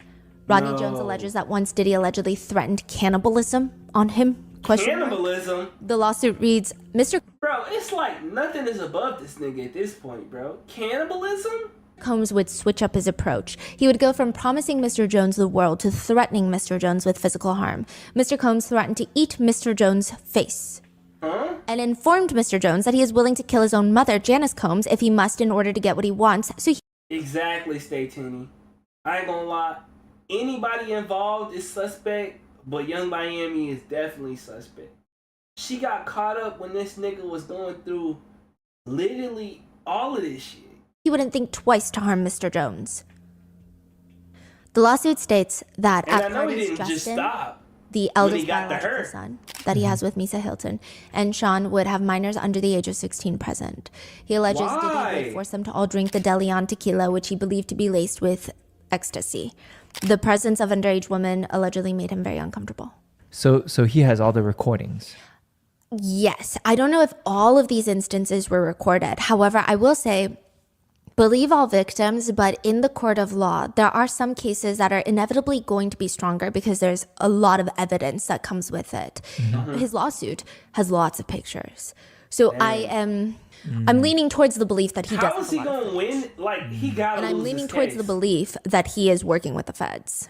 Now, some people actually speculate that Cassie's lawsuit was not the one that kickstarted the Fed investigation. It was his. That maybe he had started working with the feds, filed his own lawsuit, and the feds publicly started getting involved. When was his lawsuit filed? Why would he do that? A few months after Cassie's. He brings up more of like the RICO conspiracies, the racketeering, which the feds take very seriously. Whereas for Cassie's, I think it's more focused on the sex trafficking. Yeah, which obviously sex trafficking is more serious, but you know, America. The presence of the underage woman Damn. made Mr. Jones very uncomfortable. He attempted to leave, but Diddy went as far as stealing his car keys to prevent him from leaving. He was forced to take shots, and he woke up naked with a sex worker next to him. Now, side note, he alleges that Justin Combs would partake in those freak-offs. He has also included pictures of Diddy kissing who he claims are underage women at his party. I say alleged. The picture is there, but it's unclear if they're underage. Yeah. The lawsuit continues. It is no secret that Mr. Combs had specific bottles of alcohol designated for females and other bottles designated for his staff, his artists, and himself. This fact was detailed by former artists and bodyguards of Mr. Combs. Mr. Combs would even have sets of Moet champagne bottles for his artists and a set for women. He also alleges that Diddy's chief of staff instructed employees to lace liquor bottles with ecstasy and other illicit drugs, and all the staff would have to walk around with pink cocaine, which is a mixture of ecstasy and cocaine, in their pockets because Diddy would freak out if he didn't have pink cocaine within arm's reach at all times. Pink cocaine? What the fuck? That's what he alleges. He also likens the chief of staff, Christina, as Ghislaine Maxwell in his lawsuit. He claims Mr. Combs possesses compromising footage of every person that has attended his freak-off parties and his house parties. Due to his treasure trove of evidence he has in his possession, Mr. Combs believes that he is above the law and untouchable. That's what I'm saying. I literally said this. This is the downfall of 90% of people. Whenever you feel like you're untouchable, that's when they gonna touch your ass. I ain't gonna lie. There were those photos of Stevie J, but do that with what you will. Photos, videos. It's very unclear what he's doing in the screenshots. He's shirtless. Hella witnesses. It's unclear if you can even say definitively if it's him, but that would be a crazy accusation to make if you didn't believe that to be 100% true. Like speaking from Rodney Jones's fact. Because even including that, he must believe it's 100% true or it is true. Because think about the repercussions. Rodney Jones also alleges that Mr. Jones was forced to watch as Mr. Combs displayed his guns and bragged about getting away with shooting people. He also shared that he was the one responsible for the shooting in the nightclub in New York City with rapper Shine, the one with Jay. Oh my gosh. Mr. Combs has made it clear that his head of security had the power to make people and problems disappear. Lil Rod would say about Diddy, he's a monster. He will do whatever is necessary to get exactly what he wants. He doesn't take no for an answer. And on top of that, these guys are trying to steal my publishing. I can't go for that. So I'm fighting back. He's a fighter, but I'm going to put in this fight. I got to do it for myself, my rights, and most importantly, my kids. Here I am standing up for justice, for what I believe is right for my life, and I'm being punished for that. I've had many nights and weeks and months of self-exit thoughts. It's the music that has kept me living all my life. He said he's paranoid about what could possibly happen to him. He's hired security to protect him. He said during a recent performance, my anxiety was out through the roof. I saw different guys backstage I didn't know and I got scared. I wondered where the security was. It made me very uncomfortable. It's not a good feeling wondering if someone is there to attack me. Yeah. If all alleged... The scary part about stuff like this is you could be on your own and still not be alone. You know, like, you fighting a guy like this, he could pay, even in jail, he could have people who gonna pay for, you know, your security guard not to be your security type shit. Like, this is crazy. In the lawsuit is true, it is clear that anyone who crosses Diddy should be very scared. November 15th, 2018, 47-year-old Kim Porter is found dead in her home. Her goddaughter found her in the bed at around 8:30 a.m. She assumed she was sleeping in that morning, but then checked again at around 11, 3 hours later, and she hadn't moved. She freaked out, called 911. Authorities rushed to the scene. They see Kim laying motionless in bed. Next to Kim's bed on her nightstand, bottles of water, sports drinks, Pedialyte, as well as what appeared to be a bowl of tomato soup. She was declared dead 11:40 a.m. Bro, that's not normal. That is not normal at all. That's panic. I've been there before, bro. I'm gonna tell y'all a little quick story. A while back, whenever I was doing YouTube and also working at Target, I would have to go to work at like 4 or 5 a.m., which I'm about to get another job, but I was just so strung out because I wanted YouTube to work so bad, but I also needed money. And, you know, I was working at Target. I would have to wake up at 4 a.m., get to work for 5 a.m. And I would get home from work. I would record videos. I would go to sleep at like 12, 1 a.m. Keep in mind, I have to work 4 a.m. I have to wake up at 4 a.m. every day. Not getting a lot of sleep. I didn't have very, very much money because I was paying a little bit of credit card debt back. So I wasn't eating very well, staying up super, super late, not taking care of myself to the point to where I was damn near in just autopilot mode. Like I would go to work and I would just not be there, but I would be there. And I wouldn't tell nobody this because I felt like my job is to be positive, not only at work, but also on YouTube. Not talking to my parents. I'm not even the type of person to talk to very many people, but especially when I'm struggling and stressed and stuff like that. And I remember waking up to go to work one morning and not getting a lot of sleep. And I remember being like dizzy. Like I was like, bro, I'm dizzy. I'm so dizzy. Like I'm supposed to be going to work, but I can't. Like I remember walking into the kitchen and like I remember like being so dizzy to the point to where like I was like panicking and I was like, I need water. And at this time I was smoking weed and stuff like that. Just because that was the only way that I could react and have good reactions and stuff like that, you know, like self-medicating. But just strung out completely and just trying to survive and make stuff happen. Which I feel like God put me through that so I would learn certain lessons, but that's a lesson for another day. But bro, when I say I ended up calling in because I was like panicking to the point to where I was like, I need water. This is what this reminded me of. She had water, Pedialyte, soup next to the bed. I'm scared for her. Bro, I drank some water. I felt the water go throughout my entire body. I remember walking back to the room and literally falling on the bed. I don't know if y'all will be able to see my bed. Y'all can see my bed. I remember falling on the bed and just laying like this.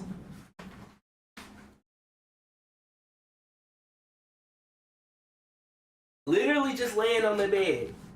I didn't call into work. I said I called into work, but I remember laying on the bed and just falling asleep because I was just that exhausted. I was dizzy. Like, and when I say like I was laying on the bed, I got into the room and I fell on the bed because I couldn't stand up. And I just went to sleep. And I woke up like hours and hours later. I ended up getting fired from that job, but shoot, it's because I was doing too much. I was working too hard, stressing myself too much, not taking care of myself. You know what I'm saying? Take care of yourself, bro. That's scary. I ain't gonna lie. To hear that, that's scary. The call came in as a report that someone was in cardiac arrest. Kim had apparently not been feeling well for the past few days. Yeah. Honestly, weeks. It said that she had pneumonia or symptoms of a flu. She didn't know at the time. She was just not feeling well. She tried to get it treated with saline, vitamins. She went to bed early the night before she was found. Alarmingly, she told someone that she had a mild streak of blood in her phlegm when coughing. But it does not appear that it came back. She was on antibiotics, IV fluids, and then, unfortunately, she passed away. Diddy says the day Kim passed, he, quote, jumped into mommy mode. I sent people in every direction to try and make sure the kids would not hear about it on social media or the news. I had to get the girls from the school. I had to find Quincy, who is on set in Atlanta, Christian, who... Anybody who in the live right now, yes, we do live on YouTube. It's something that I'm doing new in 2025. I want to go live at least once a week. We do go live more on Twitch because we could react to more diverse content on Twitch and stuff like that. We growing the second channel. I want to start vlogging. We going crazy in 2025.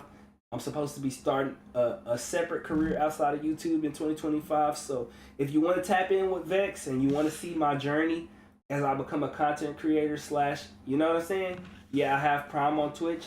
Feel free to sub. You know what I'm saying? I don't put too many subs over on Twitch. I got the lowest amount of ads ran. I think it's like 30 seconds or like a minute of ads every single hour. So if you want to support, feel free to support. You don't have to, but anything you miss, it will be up on the YouTube channel. That's what I want to do. So I appreciate y'all for showing out. Later on, I'm supposed to be doing the Patreon. I got you on Twitch and Patreon. Yeah, later on, I'm supposed to be doing hella Patreon videos. So stay tuned. After this, I'm probably going to take a nap and then we'll get to the Patreon videos. because I gotta get caught up on a bunch of Patreon videos. Who was on a plane. I had to get his phone disconnected so he couldn't read it on the air. Thank you for the support, by the way. There was screaming and crying when I heard the news, of course, but I had to ask myself, what would Kim do? I was scared. I mean, I was crying out to God and to her, and immediately, almost immediately, Kim's voice kicked in, and I could hear her saying, make sure you take care of my babies. He would later say that day turned my world upside down. 3 days before she passed, she wasn't feeling well. She had the flu. And she sent the kids over to my house so they wouldn't get sick. And one night I was checking on her and she was like, Puffy, take care of my babies. She actually said that to me before she died. He held a memorial at his home where Kim Kardashian, Khloe Kardashian, French Montana, and other high-profile celebrities were in attendance. He says this about his relationship with Kim Porter. Whenever I was around her, I felt like God had his hand in it. I always felt like God had sent her. Nobody could love me the way she loved me, especially as, as crazy as I acted. I mean, she loved me through some real shit. He would later state in a public statement about her, God broke the mold when he made Kim. There was truly no other woman like her. God sent her to teach me something, which, side note, is already kind of an odd statement that doesn't sit well with a lot of people. No woman exists to teach a man something, but I digress. He continues, there's levels and dimensions to love, and especially love between a man and a woman. There's this place that almost goes beyond friendship. It's like where two people actually feel like a level of responsibility to love this person forever and total trust. And I was like, man, you had it. I'm not saying I would do anything differently, God willing. I just wish I had more time, I look at my life as I got a second chance. I'm on my second mountain. Never ever wish that you had more time. I ain't gonna lie, y'all. Ever since like my last relationship and the situation where I got nervous and I felt like my life might have ended and I ended up laying on the bed and I ended up losing my job and stuff like that, I lived my entire life never wanting to regret anything. Every single day. That's why I post content. That's why I go so hard, because no matter what, I don't ever want to regret my life. You know what I'm saying? Or a day. I don't want to regret a day. So it's like every time I wake up, like I feel like the urge, like I be irked, like I can't, like it's like I be itching to just not regret anything, So I try to go to sleep every single day not regretting something. Don't ever regret anything, because you never know when your last day gonna be. I know sometimes we feel like, oh, I'm gonna wake up tomorrow. Like, let's be honest. Even though we feel like everybody's passed away someday, we feel like, not me though. But bro, it's no, like, you don't know if it's gonna be you or not.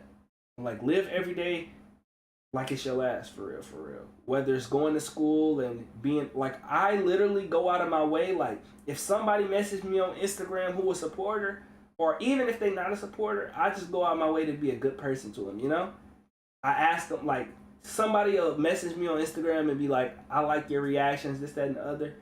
And the conversation will be over, but I won't even let it end, because I'll be like, I hope you had a great day. And genuinely mean it. Like, it's just like, we all humans and all of us gonna be gone one day. Why not be somebody's blessing? That's how I feel like my life is. And I want to do that through my content. I want to do that as a person.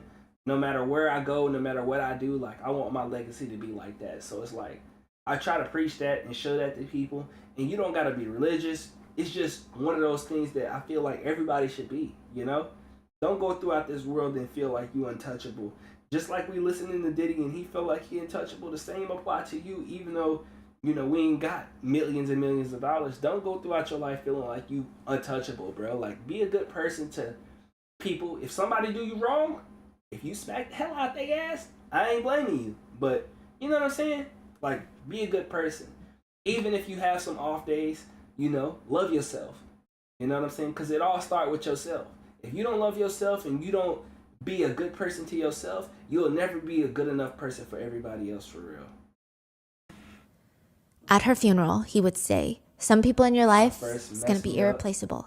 Kim, we're going to miss you so much, but I'm not going to miss you too much, because I'm not going to let your voice inside me stop talking. Yeah. I want my content, no matter what channel, because I'm trying to grow multiple channels, I want my content to be an escape from the world, because I know this world could be stressful. I don't know what everybody going through, but I want you to know when you come to this channel, whether it's a tragic Rotten Mango video, whether it's a K-pop reaction video, whether you're on the second channel, whether you're looking at a vlog, I want you to be able to sit back on your phone, your TV, your computer, and laugh and smile and smirk and want to comment, like, and just forget about the world, even if it's just for an hour. Because I know an hour can make a difference. I know 2 hours can make a difference. So it's like, this is my service to the world. I'm glad that I even started reacting, because I started reacting when I was at my complete lowest. If y'all don't know, when I started reacting, I got kicked off my track team in college, and it was my last semester. I had one class, and I remember I would get super, super hot. If y'all go look at my old reaction videos, y'all will see it, bro. I'm not the proudest of it, but I'm proud that I even took the step to do it. I literally had one class until I graduated. I didn't even walk the stage when I graduated, and my mom was mad, and I was like, I'm not proud of how I graduated because I didn't get the degree that I wanted. And you know, you be hard on yourself and stuff like that. Do I regret not walking? I don't regret not walking. I didn't want to walk if I didn't get the degree that I wanted, you know? But it was the smartest decision. I chose the smartest decision, and I was a grown-up, but I didn't want to walk. I wish I would have walked for my mom. That's the only thing that I wish I would have did. It's not even for me, just for my mom, you know? She wanted that experience. She wanted that memory. And I wish I would have did it for her, but for myself, I didn't, you know? But I got kicked off my college track team my last year in running track, and I was actually pretty good. I won a couple of medals and stuff like that. I didn't get to compete with the people who I lived my whole college career with, and I was hurt, and then I was running out of money. My actual relationship was falling apart. It felt like my whole world was crashing down, and I remember I would get high as hell, and I would react to K-pop videos, and I would go to class, and while I was in my class, I would literally reply to comments the whole class period, because it was an easy class, but I was like, let me go all out on this content shit and see where it could go.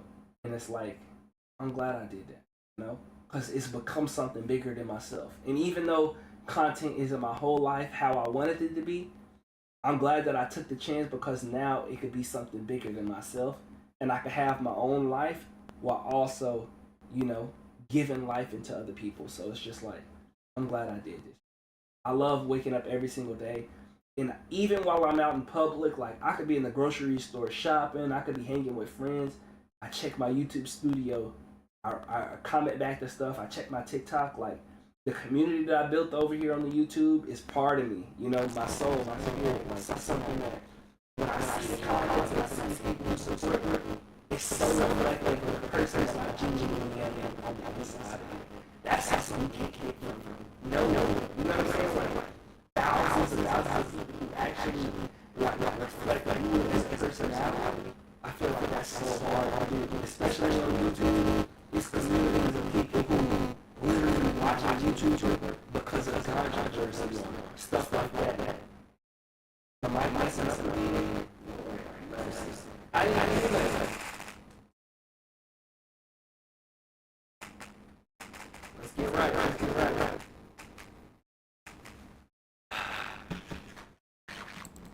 I know you like to talk to me.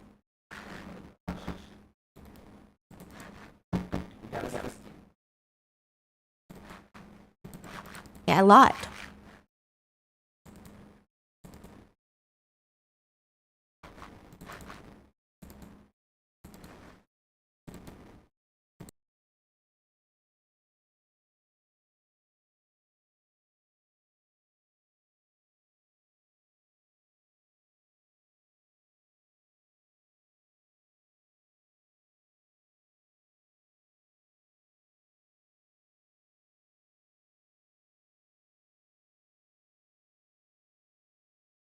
Once you get on those rants.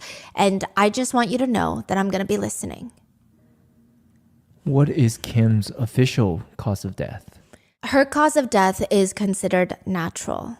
Yeah, What? we'll get to it. So he does all these tributes to Kim, and this My is bad, gonna my be bad. kind of strange when you listen to the next part of this series, because he does a lot of tributes to a lot of people who pass, which I guess is normal if you're an artist, but still. He would even dedicate a track named after her on his new album that was released in 2023, the Love album, where he says this: "It's like I'm going through a midlife crisis, being a single father raising 3 teenage girls, but it's love and nothing else. I truly feel like this is God's way of making me into the best human I can become, and it's life-changing. I always said that I couldn't make a hit record unless my..." Is the audio good now?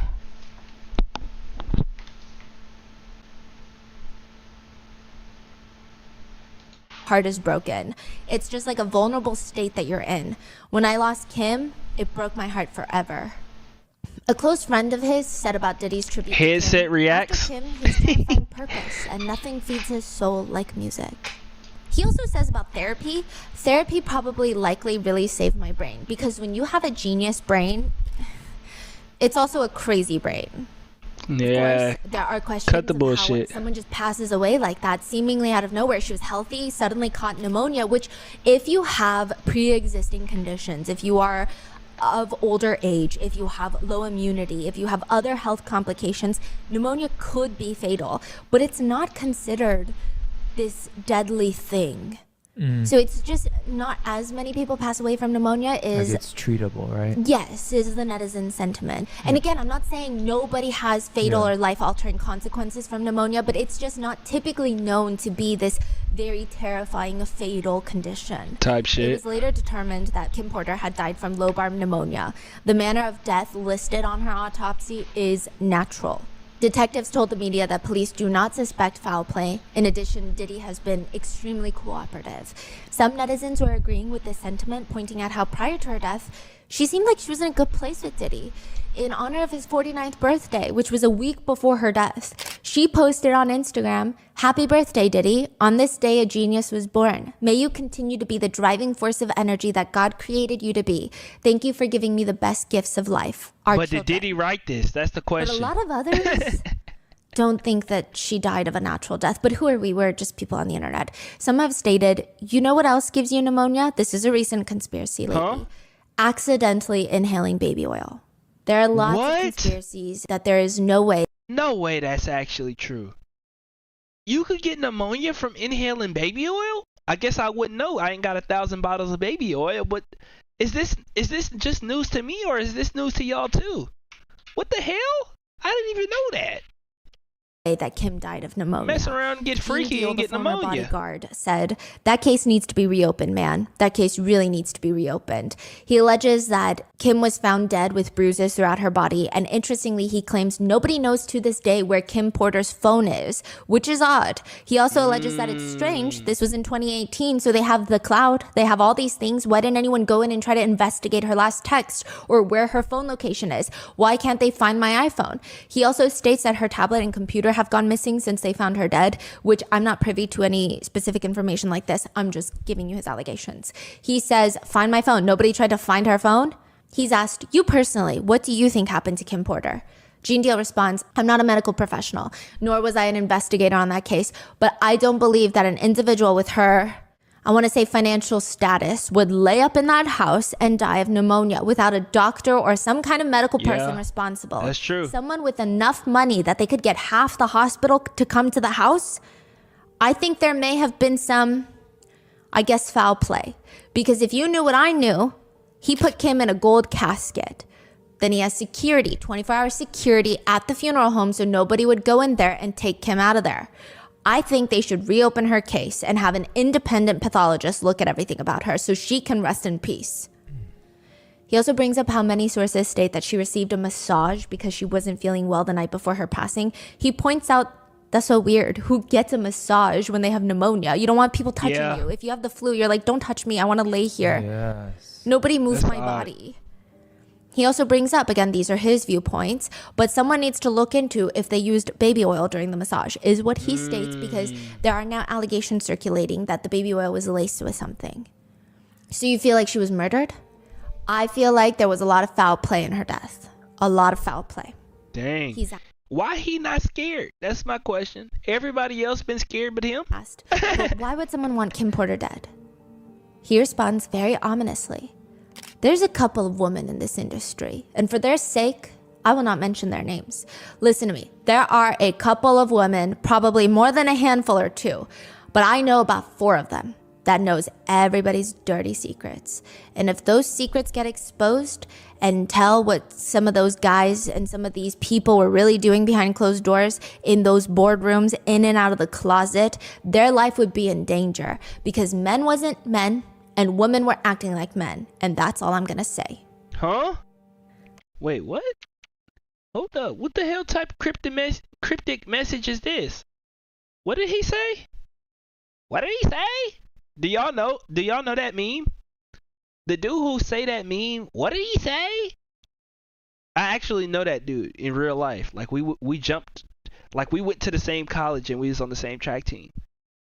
That's actually crazy. If y'all ever heard that meme, I actually genuinely know that person in real life. Like I done shot photos of him, did music videos, went to the studio with him. Like it's crazy. Like I messaged him and stuff. Like I never thought that was like. I actually think it's so cool that I know somebody who actually a real me.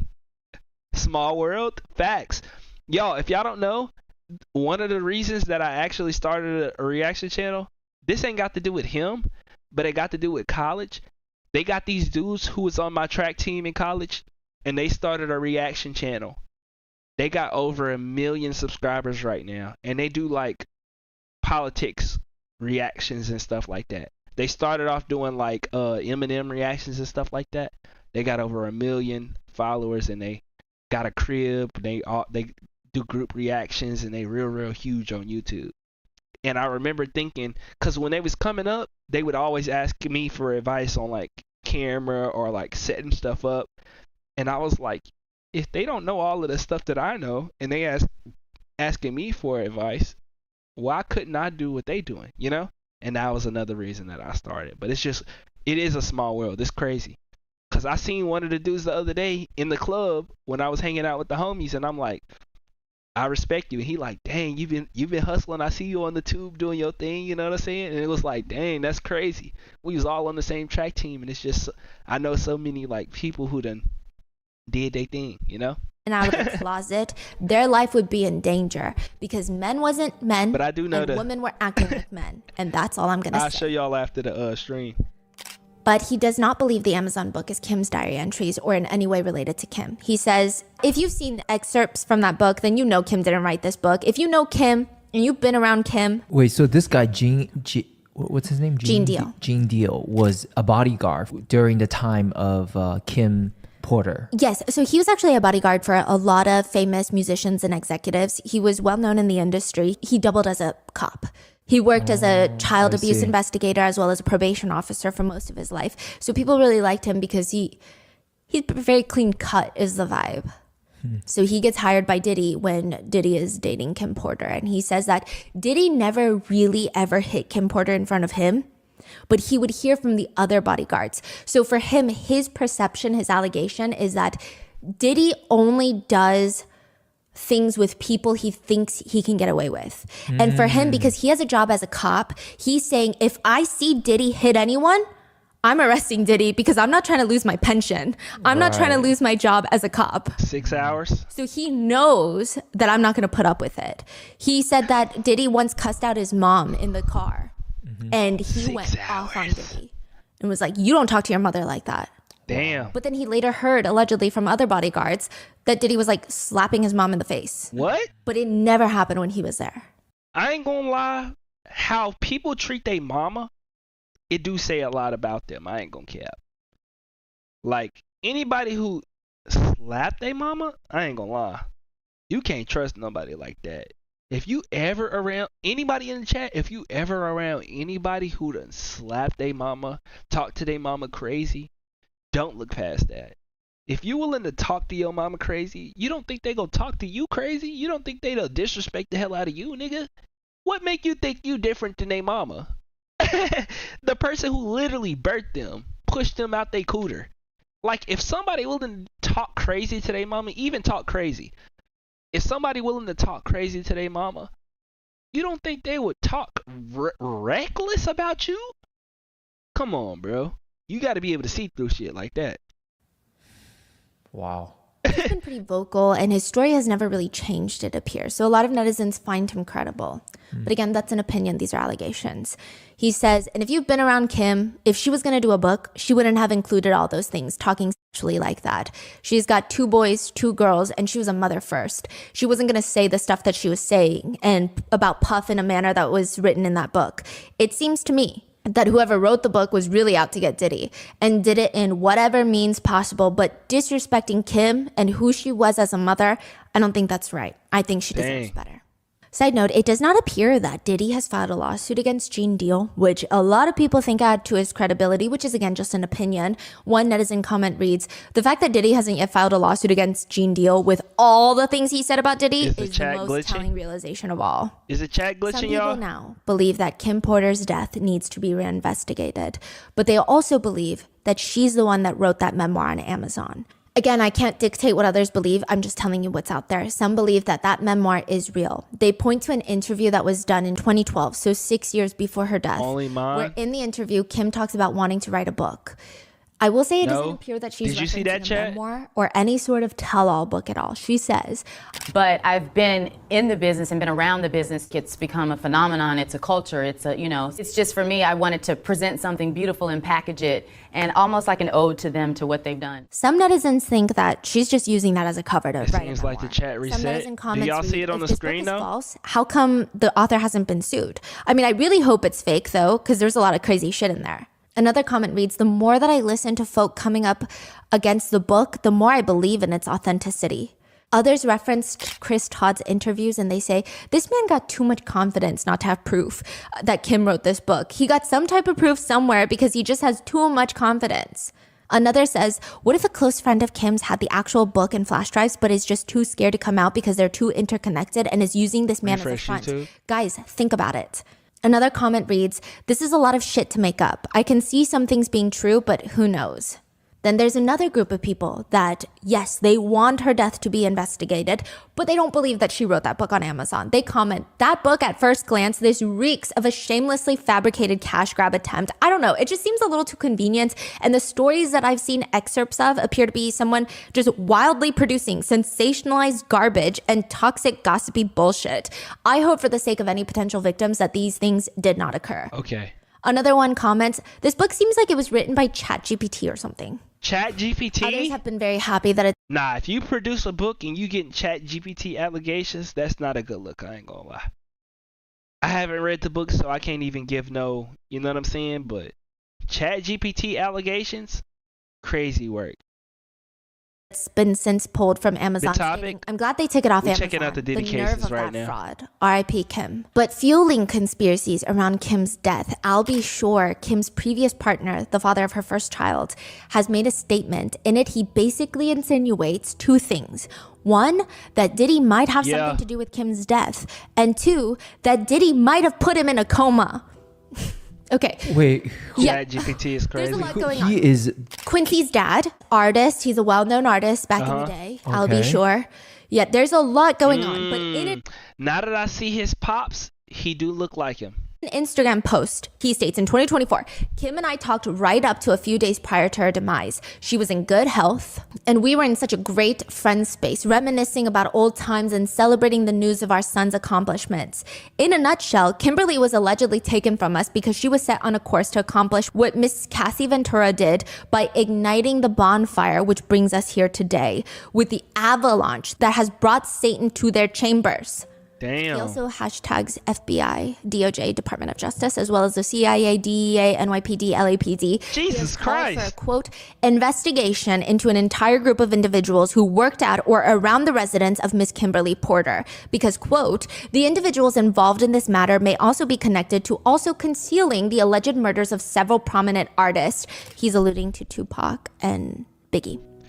I'm not gonna lie, if I was doing something like this, I wouldn't post a picture with me and the girl who going through it. I would have just posted a picture of the girl, but that's just me being picky. Of several prominent artists. He's alluding to Tupac and Biggie, which we will talk about in the next one. Side note, I'll Be Sure, interestingly enough, believes that Kim was working on a book to expose Diddy. That's why she was allegedly taken too soon.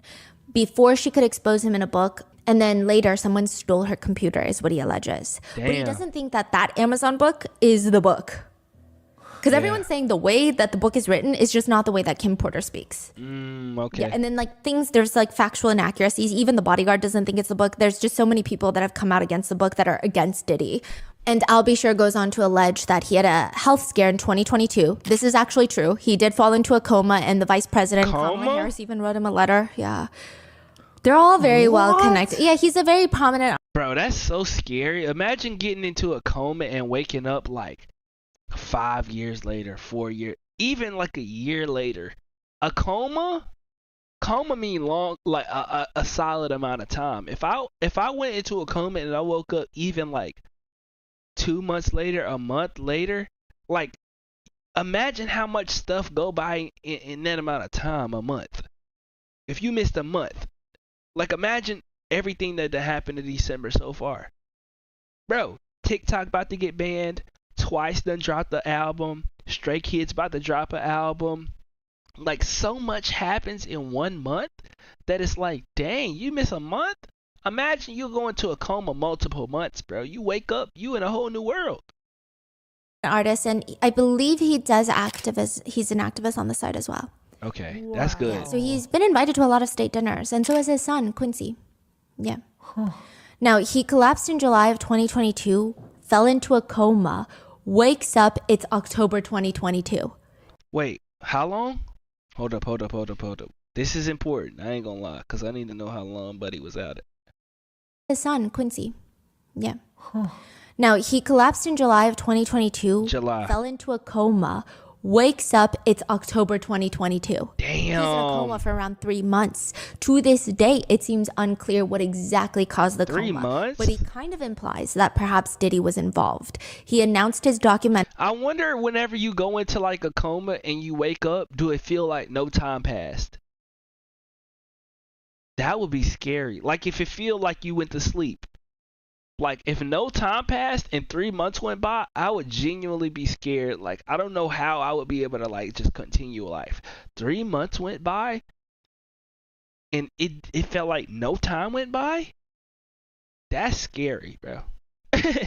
Like what if whenever we pass away and we go into the next life, we are reincarnated into like a baby child, and the reason that we cry is because we can't remember nothing, but we kind of faintly remember that we lived a whole life, and it low-key feel like no time went by. Like you pass away and you immediately wake up into a baby's body. You coming out of like you go into the light, you come out of a womb and you like crying because like, bro, like what the fuck is going on? I can't remember nothing. Like you stressed, like you lost all your memory. You got to learn everything over. Like, bro, the world crazy.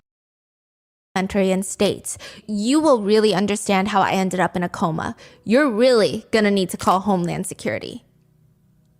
Later, he's asked to clarify that ominous statement, and someone asked straight up, did Diddy try to kill you? He just responds, people can please hear when they're in the understand coma. very carefully. Me talking about situations for more than a decade and a half, and then all of a sudden, everybody woke up like, whoa, yo, we thought you were crazy. But what I'm not is a liar. That I am not. All I did was give the science, and I was ignored, laughed at, ridiculed. I always think about that. It's terrifying. My God, the possibilities is so much are bigger. crazy. My God got me. So he's saying that he's been talking about Diddy for like a decade? Yes, but I don't think so publicly. Because he's actually seemingly a very non-controversial person. Yeah. He also has had lingering health problems for a while. He did have bariatric surgery. He suffered from renal failure, amongst other things. So it's very unclear what caused the coma. But a lot of people believe him because he just seems to be very credible. He hasn't been this controversial figure for most of his life. Yeah. But others point out, Al B. Sure had a child with Kim Porter and formally dated her. He did not take an active role in his son's life, and Puffy ended up unofficially adopting and raising that child. So they're saying, because you're not a good dad, you don't deserve to have an opinion here. Hold up, buddy. He can have an opinion, but it can be a little bit biased because he might be a little bit bitter. Another netizen comments, what does that have to do with Puffy and what he might have done to Kim? Yeah. Some question that perhaps Al wasn't in his son's life because Diddy wouldn't let him be. But that's just another pure speculation. Gene Deal, Diddy's former bodyguard, states, Al's a real good dude. Do you know what I mean? So if Al is saying something that's happened to him and Puff has something to do with it, trust and believe he's going to have some evidence to substantiate that Puff had something to do with it. Either he gave him something or sent something his way. At least so far, it seems like everyone. Did y'all hear that? Or is it just me? Around them are very vocal about how shady Diddy is. I haven't really heard anybody who's backing Diddy's story. Have you seen many reports? No, but that has been a question of why aren't people backing Diddy? And so the biggest thing is all of his friends have gone quiet. Yeah. Some people think it's because... Right. Because they were saying that Jay-Z has been really, really close with P. Diddy, but why he not saying nothing? Why he so quiet, you know? That is an interesting question now that I think about it. Because think about like one of your friends, even if you didn't know if they did something crazy. If one of your like best friends got caught in some allegations, some crazy allegations, and people asked you about it or it was speculations going around, you wouldn't be like, at minimum, I wouldn't say that I would defend somebody because sometimes you just don't know nobody. You know, sometimes the experience that you have is not the experience that other people get. But at the minimum, I would be like, I ain't never experienced that. If they did do that, I don't know nothing about that. Like, that's crazy. But to just not say nothing is crazy. Right, all the conspiracies. Yes, because people are saying if you're not in some sort of tape, if Diddy has nothing on you, why would you not come out and condemn his actions for the hotel footage that has been proven that is him beating Cassie? He might know what he's done. You might not have known that as a friend. And to come out and say, I don't condone this, I don't endorse this, this is not the type of friend that I would ever keep in my quarters. I'm sorry, I didn't know. I mean, that's one, but also even like the people around in their families and people who works with him, like just people in general. Yeah, they're very quiet. Right? Yeah. In regards to Al B. Shore hiring security, which he has hired security, Gene says, I don't think nobody would be paying for security unless they thought their life was in danger. Same thing with Rodney Jones. While many agree with Al B. Shore, some have comments. I guess this is his chance to get back in the news. What? Yeah. I lose faith in humanity every day because of people who knows but don't talk. Yeah, but you also got to think they've been in this situation. They've been strung along. And so because they've been strung along, they've seen what this man is capable of doing. Keep in mind when money talk crazy for real. Now, if you haven't been tuned in, this man done got MRI records from somebody he abused sent directly to him. So that's already letting me know that this man got a different type of power. This man got a crib in Miami on an island. And that's just one of the cribs that he got. So it's like, even though I'd be like, me personally, I would have spoke up or something like that, I'm also not in that situation. And some of these people, they got put in a certain position, probably not willingly. You know what I'm saying? You happen to be a bodyguard. This nigga have somebody come in there. You happen to see some shit. And it's like, nigga, I'm paying you buku money. You know what I'm saying? Like, you never in somebody's position, so you can't really say what you would do. But you could have your integrity and believe that you're going to do the right thing. But it's like some of these people know what he's capable of to the point to where they scared. Because even though they got a case against him, if he get free and they find out you been talking and running your mouth, what you think he gonna do to you? He dangled somebody off a balcony and blew up somebody's car with a Molotov. Like, you know? One party that is clearly not on the same page as Al B. Shore about he kisses his mom on the lips. Children. They have released a joint statement, mainly in regards to the book that has been circulating. They took to Instagram to state, we have seen so many hurtful and false rumors circulating about our parents, Kim Porter and Sean Combs' relationship, as well as our mom's tragic passing, that we feel the need to speak out. Claims that our mom wrote a book are simply untrue. She did not. And anyone claiming to have a manuscript is misrepresenting themselves. Additionally, please understand that any so-called friend speaking on behalf of our mom or her family is not a friend, nor do they have her best interest at heart. The cause of her death has long been established. There was no foul play. Grief is a lifelong process, and we ask that everyone respect our request for peace as we continue to cope with her loss every day. We are deeply saddened that the world has made a spectacle of what has been the most tragic event of our lives. Our mother should be remembered for the beautiful, strong, kind, and loving woman that she was. Her memory should not be tainted by horrific conspiracy theories. Dang. Another one of Kim's longtime friends took to Instagram. Yeah, that's to the write, thing. People don't. I'm going to say this as loud as I can. Kim Porter never drafted nor wrote a book, memoir, or a manuscript. Kim would never do. I feel like when stuff that is just absurdly crazy, people could kind of get away with it because some people live a life that's so simple that absurdly crazy stuff like this is out of their like realm of possibility. You know what I'm saying? Like when we think about Illuminati and sacrificing animals and satanic rituals, public humiliations, and all of that type of crazy stuff, some people, like, they be thinking like, man, I go to my 9 to 5 every single day. It's not that deep. It's no way people actually doing that for a little bit of money or a lot of bit of money. It's no way people actually doing all of that, because I would never do that. Sometimes people be like, because I would never do that and none of the people in my circle would ever do that, I don't believe that anybody would ever do that. But people do crazy stuff for money. People do crazy stuff. You know what I'm saying? So I try not to ever discount people who done went through crazy stuff, because it's like, even though it seems crazy to me, I wouldn't put that above other people. You know what I'm saying?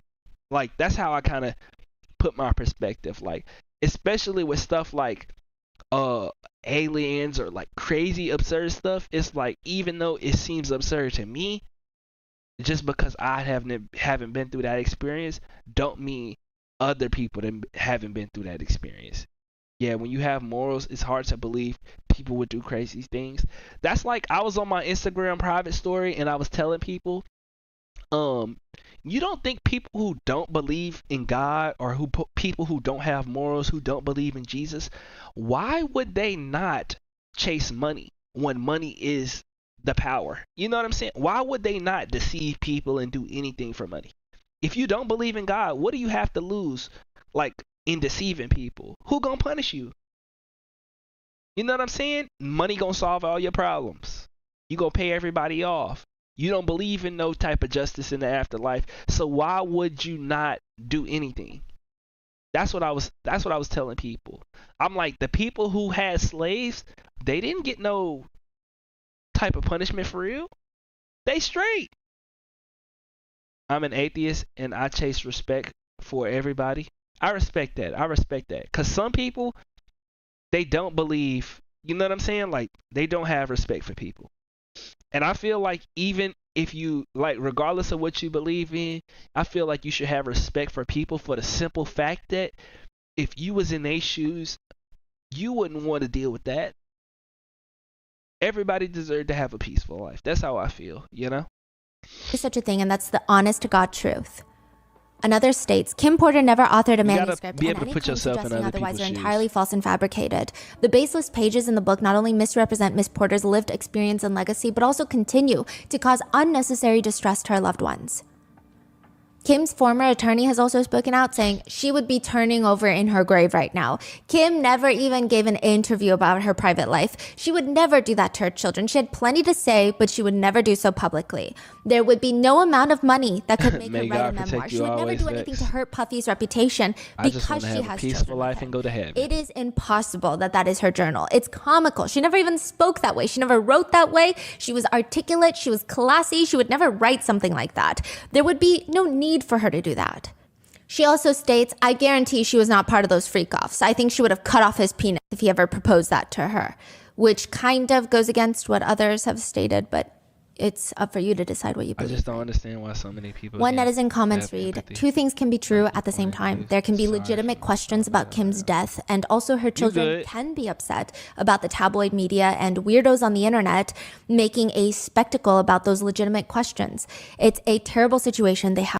I'm sorry for pausing again, but the reason, even though you say you don't understand how people can't have empathy, because I have the ability to view things from all perspective, I'll tell you why people don't have empathy. And the reason that I try to go as deep as possible and think about all of the perspectives is because sometimes, even though I'm an empath, I want to put myself in other people's shoes just so I can protect myself. You know, sometimes it's important to understand the harsh realities of the world so you can protect yourself, like knowing the signs of date rape, drugs, like a drink when you go out is fizzy and stuff like that. The reason people can't have empathy for other people is because sometimes the thought of power get to their head so much that they feel like this could be my only life, so I'm gonna do whatever I can, no matter who I hurt, to get everything that I want in this one life.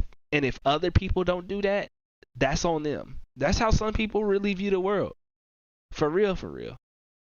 And I think I came across this line of thought whenever I was thinking of racism growing up, is I was like, the people who justify racism or, you know, raping and pillaging people during war and stuff like that, is because they believe they deserve, they've worked hard, they you know what I'm saying, like they feel like because they have the power they can do it.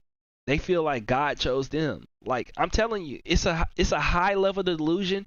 It's a high level of delusion that some people have, to where they think, well, I'm in position, I was put in a position to do this, and they could kill me, but they choose not to kill me. They could sexually abuse me, but they choose not to sexually abuse me. So, you know, some people think like that, and I hate that people think like that, because like you should never think like that. You should never, like, that thought should never come across your mind. But sometimes whenever like I just can't figure out why people would do certain stuff, I try to put myself in the shoes of people and think, even though it's absurd to me, why would somebody think like that? Why would somebody be so hurt? Why would like earlier when we was talking about like how Diddy kiss his mom and she might have been involved in the freak offs and stuff like that. That type of stuff get passed down. He passed that down to his sons, and whoever showed the signs that they willing to get down with that and not be a problem, he definitely indoctrinated them and put them through that. And I didn't say this during the video, but something that might have caused all of this, because I am into psychology, Diddy and his mom's relationship played a huge part in who Diddy became.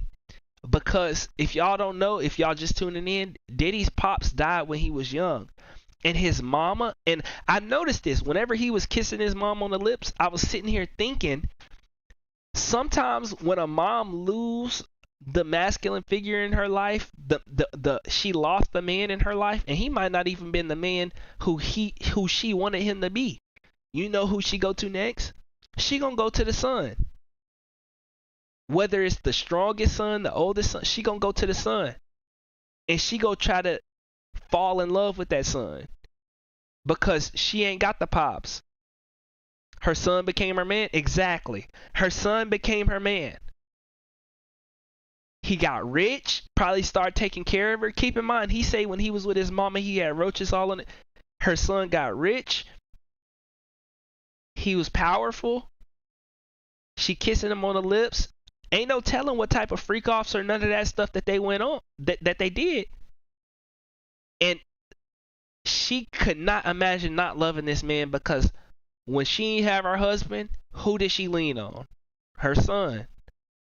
And he was willing to do anything to make his mama happy. You know what I'm saying? Like, that's what happened. And when you have a dynamic like that, you want all your relationships to be like that. Diddy fell in love with his mama low-key. His mama fell in love with him. So now that perverse nature is going to mutate, and even though you can't do that in public because that's just odd, you'll do it behind closed doors, and that type of energy is going to infest your whole family. Your sons, everybody. It's going to touch everybody, even if the people don't want to be there. That's what I saw in this. Oh my God, I didn't think about them together in the freak offs. Yeah, they was on them IVs.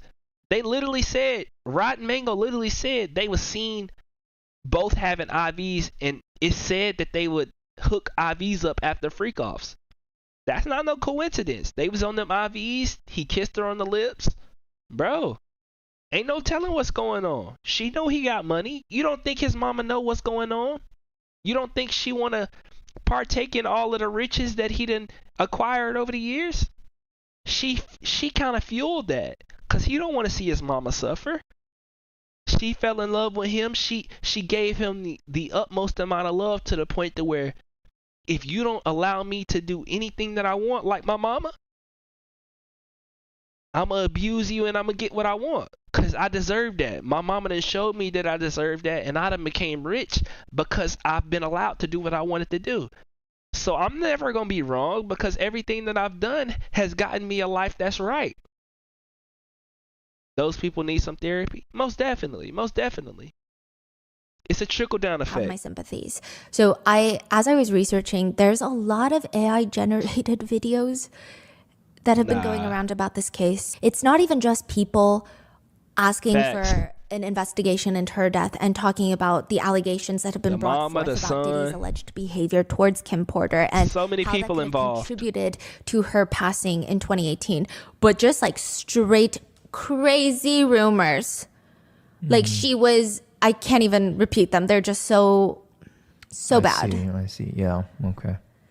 Yeah. Another reads, I feel for the kids, but Kim's death. And I want y'all to know when it comes to like mamas and sons, that's not uncommon. Whenever y'all see videos or like stuff where it seemed like the mama seemed a little bit too attached to the son, it's because whenever women get in relationships in their regular life, sometimes they don't find unconditional love in a man because a regular man's love comes with conditions. He could go find another woman, this, that, and the other. But your son is going to unconditionally love you, especially if you love him. That's not uncommon. A lot of mamas be falling in love with their son because that son go give them unconditional love. It don't matter what mama do. That son is going to love them. And in return, that mama is going to love them. Simple. It's a love that she been yearning for her whole life, especially a woman who done came from a home where the pops was definitely not loving them. They've been yearning for that type of love from their pops their whole life, and they never got it even when they had a kid with this man. Some women have a kid with a man and feel like that's going to really hook him, and it don't hook him, and then it just trickle down to the son. You feeding the son and the food tastes good to the son, but to the husband it ain't enough. You clean up after the son, and for the husband it just ain't clean enough. But for the son it's satisfactory. Everything they do is satisfactory, so they fall in love with that. It's sick, but you got to be able to understand the mindset to avoid that. If you don't ever understand the mindset of the craziness, then sometimes it'll leach into not necessarily you, but the people around you. And when it leach into the people around you, you a part of that. Death should absolutely be looked at differently in hindsight. We getting real deep, ain't we? Hollywood conspiracy that has pieces falling into place left and right. There's going to be an intense amount of speculation because, to be honest, there has always been. We just have some proof lining up now. But another commentator writes, leave this alone. Leave the kids alone. Make him be resting in peace. Another reads, these poor kids are losing everything. Let them grieve their mother in peace while the rest of the world is watching their father's downfall. Even if two of these kids aren't underage, they still deserve some privacy and respect. Another reads, goddamn, I'm so tired of the conspiracy-addicted dipshits who think they are the world's greatest detectives. Half the people in this thread need to get off the fucking phone, man. Now, I will say that a lot of these comments, people are defending the kids, and I think a lot of the times everyone is mainly defending the girls, the twins. And when they are defending Christian, a lot of them don't know that he has a lawsuit against him. So there's more discourse once you read more replies of them being like, oh, I didn't even know that he was part of it. Because they were writing about him in a way that he is purely innocent. A lot of people on the internet just say stuff without ever doing any type of research or anything like that. And he is innocent until proven guilty, but just letting you know, there is a lawsuit against him. But others are angry, commenting, we are talking about a man who is accused of multiple murders, rapes, and domestic violence and other atrocities, but speculating about the suspicious death of the mother of his children is where we cross the line. Kim Porter's father has made an interesting statement to Daily Mail. He says, when I saw the video of what he did to Cassie, I was disgusted. I don't really have much to say beyond that. Everyone's innocent until proven guilty, I guess, but the truth will come out. Dang. He never states that he That gotta be tough for a father. Especially when you know your daughter dated somebody like that. That's wants another look into the death of his daughter. I couldn't imagine. But he I'd does crash state out. that the previous investigation was, quote, a load of crap. Another family member of Kim states, I remember Kim as a little girl. She was just the sweetest little girl. And I remember how she grew up to be so beautiful and talented. But I saw the change in her when we visited her out in California when she was with him. She changed. Something wasn't right. Now, I feel in my spirit that he's guilty, but justice will have to take its course. If she was my daughter, I would be demanding that the investigation be reopened. So with that, Christian Combs has been in the news again because just 2 days after his dad's recent court hearing, the one where they set his trial date to May of 2025, 2 days after that, he was spotted partying with his girlfriend, pouring shots into her mouth. Which is just not a good look because... Like at a nightclub? Yeah, but again, not a good look. It's a little odd. Some people are defending Christian Combs, saying, y'all need to stop it with judging this family for real. Y'all have convicted the whole family over hearsay. And once again, when you read more replies, you'll know... Bro, what do you mean y'all done convicted the whole family? The whole family is around the same bullshit. They all attending parties. Like, come on, bro. People are reminding everyone. I'm not saying the whole family guilty, but damn. We know the son at the parties. 2 of them at least. Like, come on, bro. Everyone, Christian Combs has also been named in a civil lawsuit. Other comments read, let him live as he's already lost his mother. I did the same thing at that age. Everybody deals with family crisis differently. Others comment, what do you expect from him to do? Cry in his room? Others have pointed out that his girlfriend's nails are painted white. And some just think it's just not very tasteful or smart for him to. And then whenever I think about, cause, oh my gosh, the details just nasty, bro.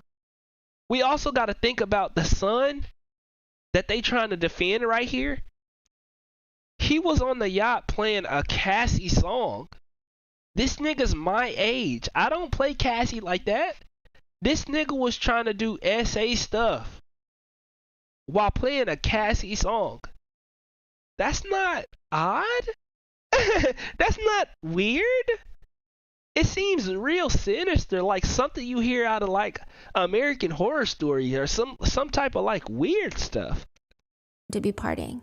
And this is part 2. Part 3 will be about the 13 people who have mysteriously died around Diddy. There's also a very, very alarming pattern, like I said, of just the strange ways he responds to death. And finally, part 4 will be the so-called Diddy's list and all the internet allegations, as well as there have been some new lawsuits that have been filed against him, including Diddy being listed in a lawsuit filed against Kanye West. So there is a lot going on right now, a lot of new developments and discourse every day. Stay tuned and be safe, and I will see you in the next one. Good Lord, bro. That's actually crazy, bro. I feel like some of this stuff is just not no coincidence, bro. Like y'all say, he know exactly what's going on. I don't know how you could be around this consistently. This like your mama getting beat in the house and you be around the family all the time and you not know. Like, it's suspiciously like, how could you not know? His dad never had consequences yet, hopefully. And he grew up seeing that he didn't have consequences for years and years. Keep in mind, he's 25, and this is finally actually getting exposed. He been doing this before his kid was born. So it's like, you grow up, you see that, he's rich, you probably see all of the women wanting him. You know, he probably ain't choosing the women who want him from what we see, but you best believe it's some women who want Diddy. But before all of this stuff went out, and probably still, even after this stuff get out, it's going to be some women who want him. So as a kid, especially a boy, you grow up in an environment where other boys fantasize about getting lots of women and all of that extra stuff. And you see your pops, and he got all of that. He got the money, yachts, millions of dollars of houses. You know what I'm saying? Like, he got access to everything that everybody think is cool. Of course he gonna want to be just like Pops. You know what I'm saying? Right? They need some structure in the family that disappeared with Kim Pat. Yeah. I feel like they already too far gone. I ain't gonna lie. It's really no hope for most of the family, unless we got a saint amongst the rest of them. This is the worst example for him. Yeah. The worst example. The only way for them to probably get back right is if Diddy didn't get a hold to somebody, which I feel like the daughters might be safe. Because like I was saying earlier, usually when a woman go through some type of extreme trauma, they try to shield the daughter from it, and they'll basically like put themselves on the line so that the daughter don't go through anything to taint their experience in life. So I feel like the daughters might be the only thing that can save the legacy. But the guys, oh yeah, they probably gone for it. They done for it for real. And then parents always try to, like, guy parents always try to drag my dad never was like the type to drag me. Like, me and my pops, we still never talk about girls or anything like that, which I wish we did, because I kind of want more advice. But you know, you live and you learn, and some parents not like that, some parents not as open about that. But Diddy definitely was open about that, bro. He had that boy on the yacht trying to go crazy. Anyways, that's gonna be the last episode. I said that I might go live tomorrow, but tomorrow, because it's kind of late right now, it's 5 a.m. We 7 hours and dang near 30 minutes into the stream. We dang near did a whole work shift in this motherfucker. But because we so far into this, I'll probably do another stream on Monday, not tomorrow, but Monday, because I got to do some Patreon videos this week, bro. Wait for the other parts. It's crazy. Yeah, part 3, part 4 dropping on Monday. We gonna do Monday. What time do y'all want to go for Monday? Enjoy this stream, Vex. Take care of yourself, bro. I appreciate it. Thank you for everybody who came through. Drop some times in the chat on what y'all want. Do y'all enjoy me going live earlier? Today I went live at like 10 a.m. Usually I go around 3 p.m. my time. Maybe 4. Okay. Because I ain't gonna lie, the peak views, I was monitoring the views throughout the time. The peak views was around like 12, 11, midday. That's when most people was coming through to the live. Thank you for the conversation. Yeah, I tried to give good commentary. I always try to give good commentary, whether it's a music reaction or something like this. Because I know the original creators put so much work into it, but I try to give like good insight, actually genuine, reactions, and not just sit here and watch the stuff. But this was heavy. I ain't gonna lie, this was heavy. It got to a point to where like the descriptions was so graphic that it kind of hurt my chest. 3 p.m. East. That's probably like 2 p.m. Central, cause I'm Central time. So that's 2 p.m. Central. Okay. We'll go live probably like middle of the day, 1 p.m. That way everybody could, catch it at a decent time. That sound good with y'all? That sound good?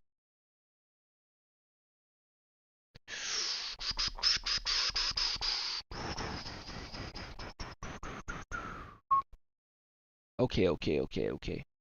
Hopefully you, have a good rest. Okay. Hopefully you all had a good time.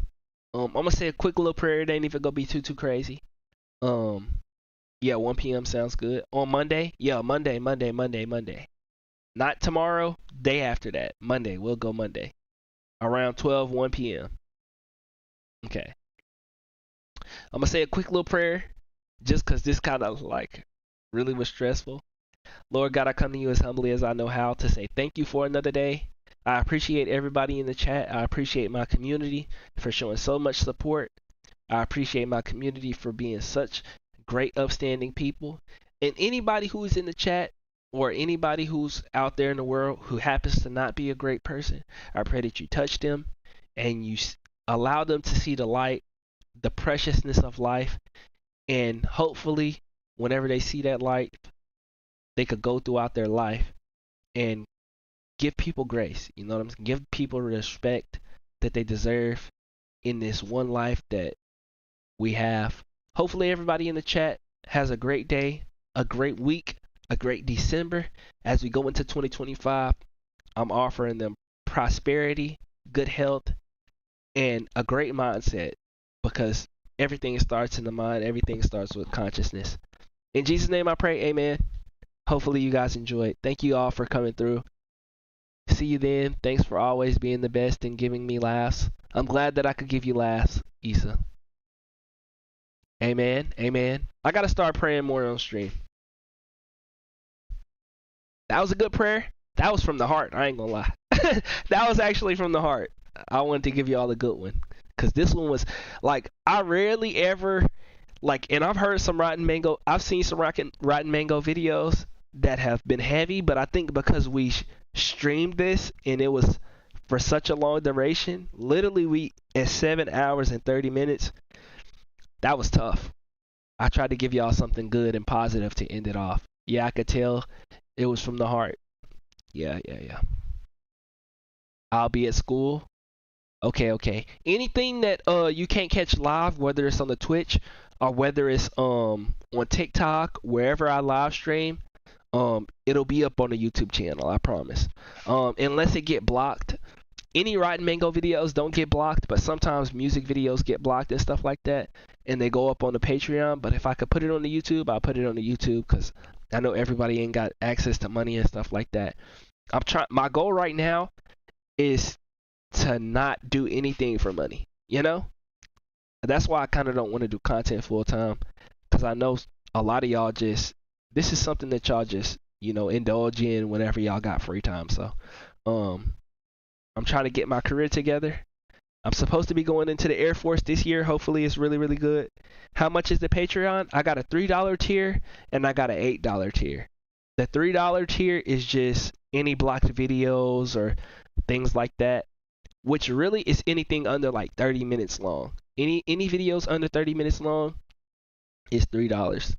And then the $8 tier is like album reactions or anything over 30 minutes, anything long.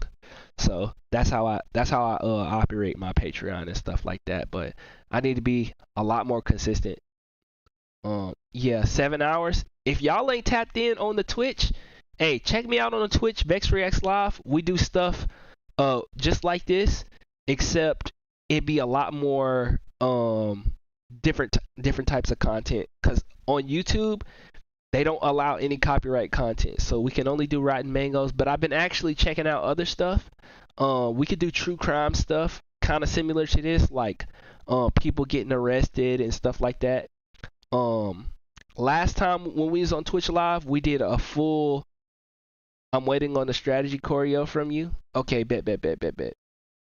Last time that we was on Twitch stream, we did 2 album reactions. So we do be over on the Twitch enjoying our time. And like I say, I don't run a whole bunch of ads. I'm trying to get away from doing content for money and stuff like that. Obviously I want to make money, but I remember when I first started doing content, my mama was like, keep your integrity. So that's something that I'm trying to do. I got a praying mama, a mama that's really, really proud. But I remember recently we was talking on the phone and she was telling me that because she got my notifications on for YouTube, and she was telling me she feel like it take up so much time, but I love it so much. I enjoy it so much, and that it's just like, I know that life is just like short.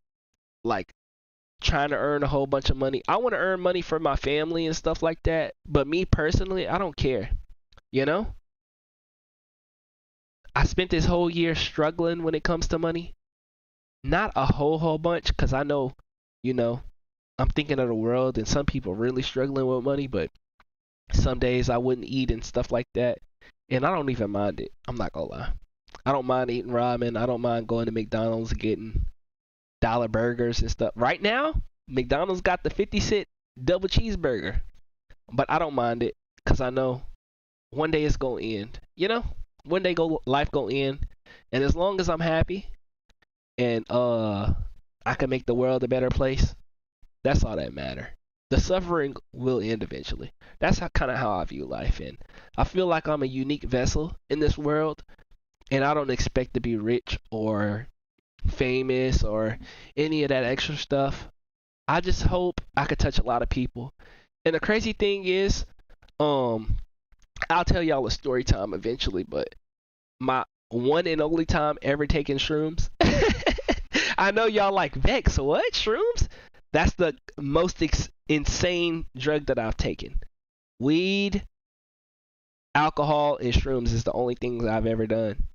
I got a lot of story times that I want to drop this year. So stay tapped in and stuff like that. But the one time that I ever did do that, and I don't recommend anybody doing drugs, by the way. I just want to say that. But the one time that I did take shrooms, I had such a wholesome experience. I was crying hysterically because I stick to Mary Jane and shrooms scare me. I had one experience with it with a girl that I was messing with, and I remember she locked herself in the bathroom. I ain't gonna get too far into the story time, but I remember crying out loud, like crying hysterically, because I was like, everything I prayed for as a kid, it came true. I remember I wanted to be a football player, y'all. I ended up being a track player. I cried on weed. It was embarrassing. Yeah. The girl ended up locking herself in the bathroom, and I remember being on my knees in the bedroom and crying and talking to God and being like, holy shit, like everything I prayed for, it happened. And that's what, it's crazy, because it's like everything I prayed for, it happened, but I didn't expect it to be how it did. You know how you want things and then you get them and it's like, this is not how I expected it to be. That's kind of, I had one of those moments where it's like everything I wanted, it happened, plus more. I honestly didn't think I would make it to 22. Not like I thought I would die before 22, but I could never imagine my life being this good. Like going to college, I thought I was going to be one of those kids who, because growing up, I wasn't smart. Like I was smart, but I didn't apply myself. So like my grades weren't super like great. My older sister was always the super smart one, and I was just good at sports. So I thought like, I'm gonna grow up, go into the military, or grow up and get like a regular job. I never thought I could be like amazing, but I had a really good, my mom is really like inspirational. She was always one of those people who was like, you could do that easy. Like even if it was something that I was kind of skeptical about. I remember being like in high school and I was like, I'm actually getting good grades, and my mama was like, well, now you need to take college classes while you're in high school. And I was like, this is the first time I ever got good grades. Why would I take something harder? And she was like, because you're not even trying to get good grades, you just getting good grades. So it's just like, I'm glad that I made it to this point, and it's to the point to where like no matter what happened in my life, and if y'all don't know, my older sister and my mom watched K-dramas. My older sister, she was into BTS and my mom was into BTS. So eventually I want to do some Patreon reacts where we react to K-dramas together and stuff like that. That will happen eventually, but I just been so busy and not able to go home and stuff like that. I spent Thanksgiving alone, sadly, but it's okay. Like I say, as long as I'm happy. I ate a cheeseburger from McDonald's and everything okay. Not everybody need to go through your struggle, and as long as you happy in your life and you can make yourself happy, don't worry about making the world happy. I know sometimes we put that pressure on ourselves to make our parents happy or everybody happy, and you should want to make people happy in your life, but make yourself happy before you make everybody else happy, and be happy with yourself. And I feel like a lot of people not happy with themselves because they're not making the world happy. Don't live your life like that. You'll live a whole bunch of your life feeling inadequate. And you're not inadequate just because you don't live up to the expectations of other people. Just be who you want to be. Inside, first. Inside first, and then hopefully through being the person that you want to be on the inside, that will become your external. But I'm just glad to be me. I wouldn't want my life to be any other way. I wouldn't want to be born with any other family. I'm so blessed, even though I'm so imperfect. So it's just a little message I wanted to share with y'all. Thank y'all so much for rocking with me. We literally we almost to 76K.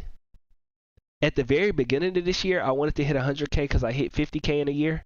This is my second year on YouTube. But 75K is good.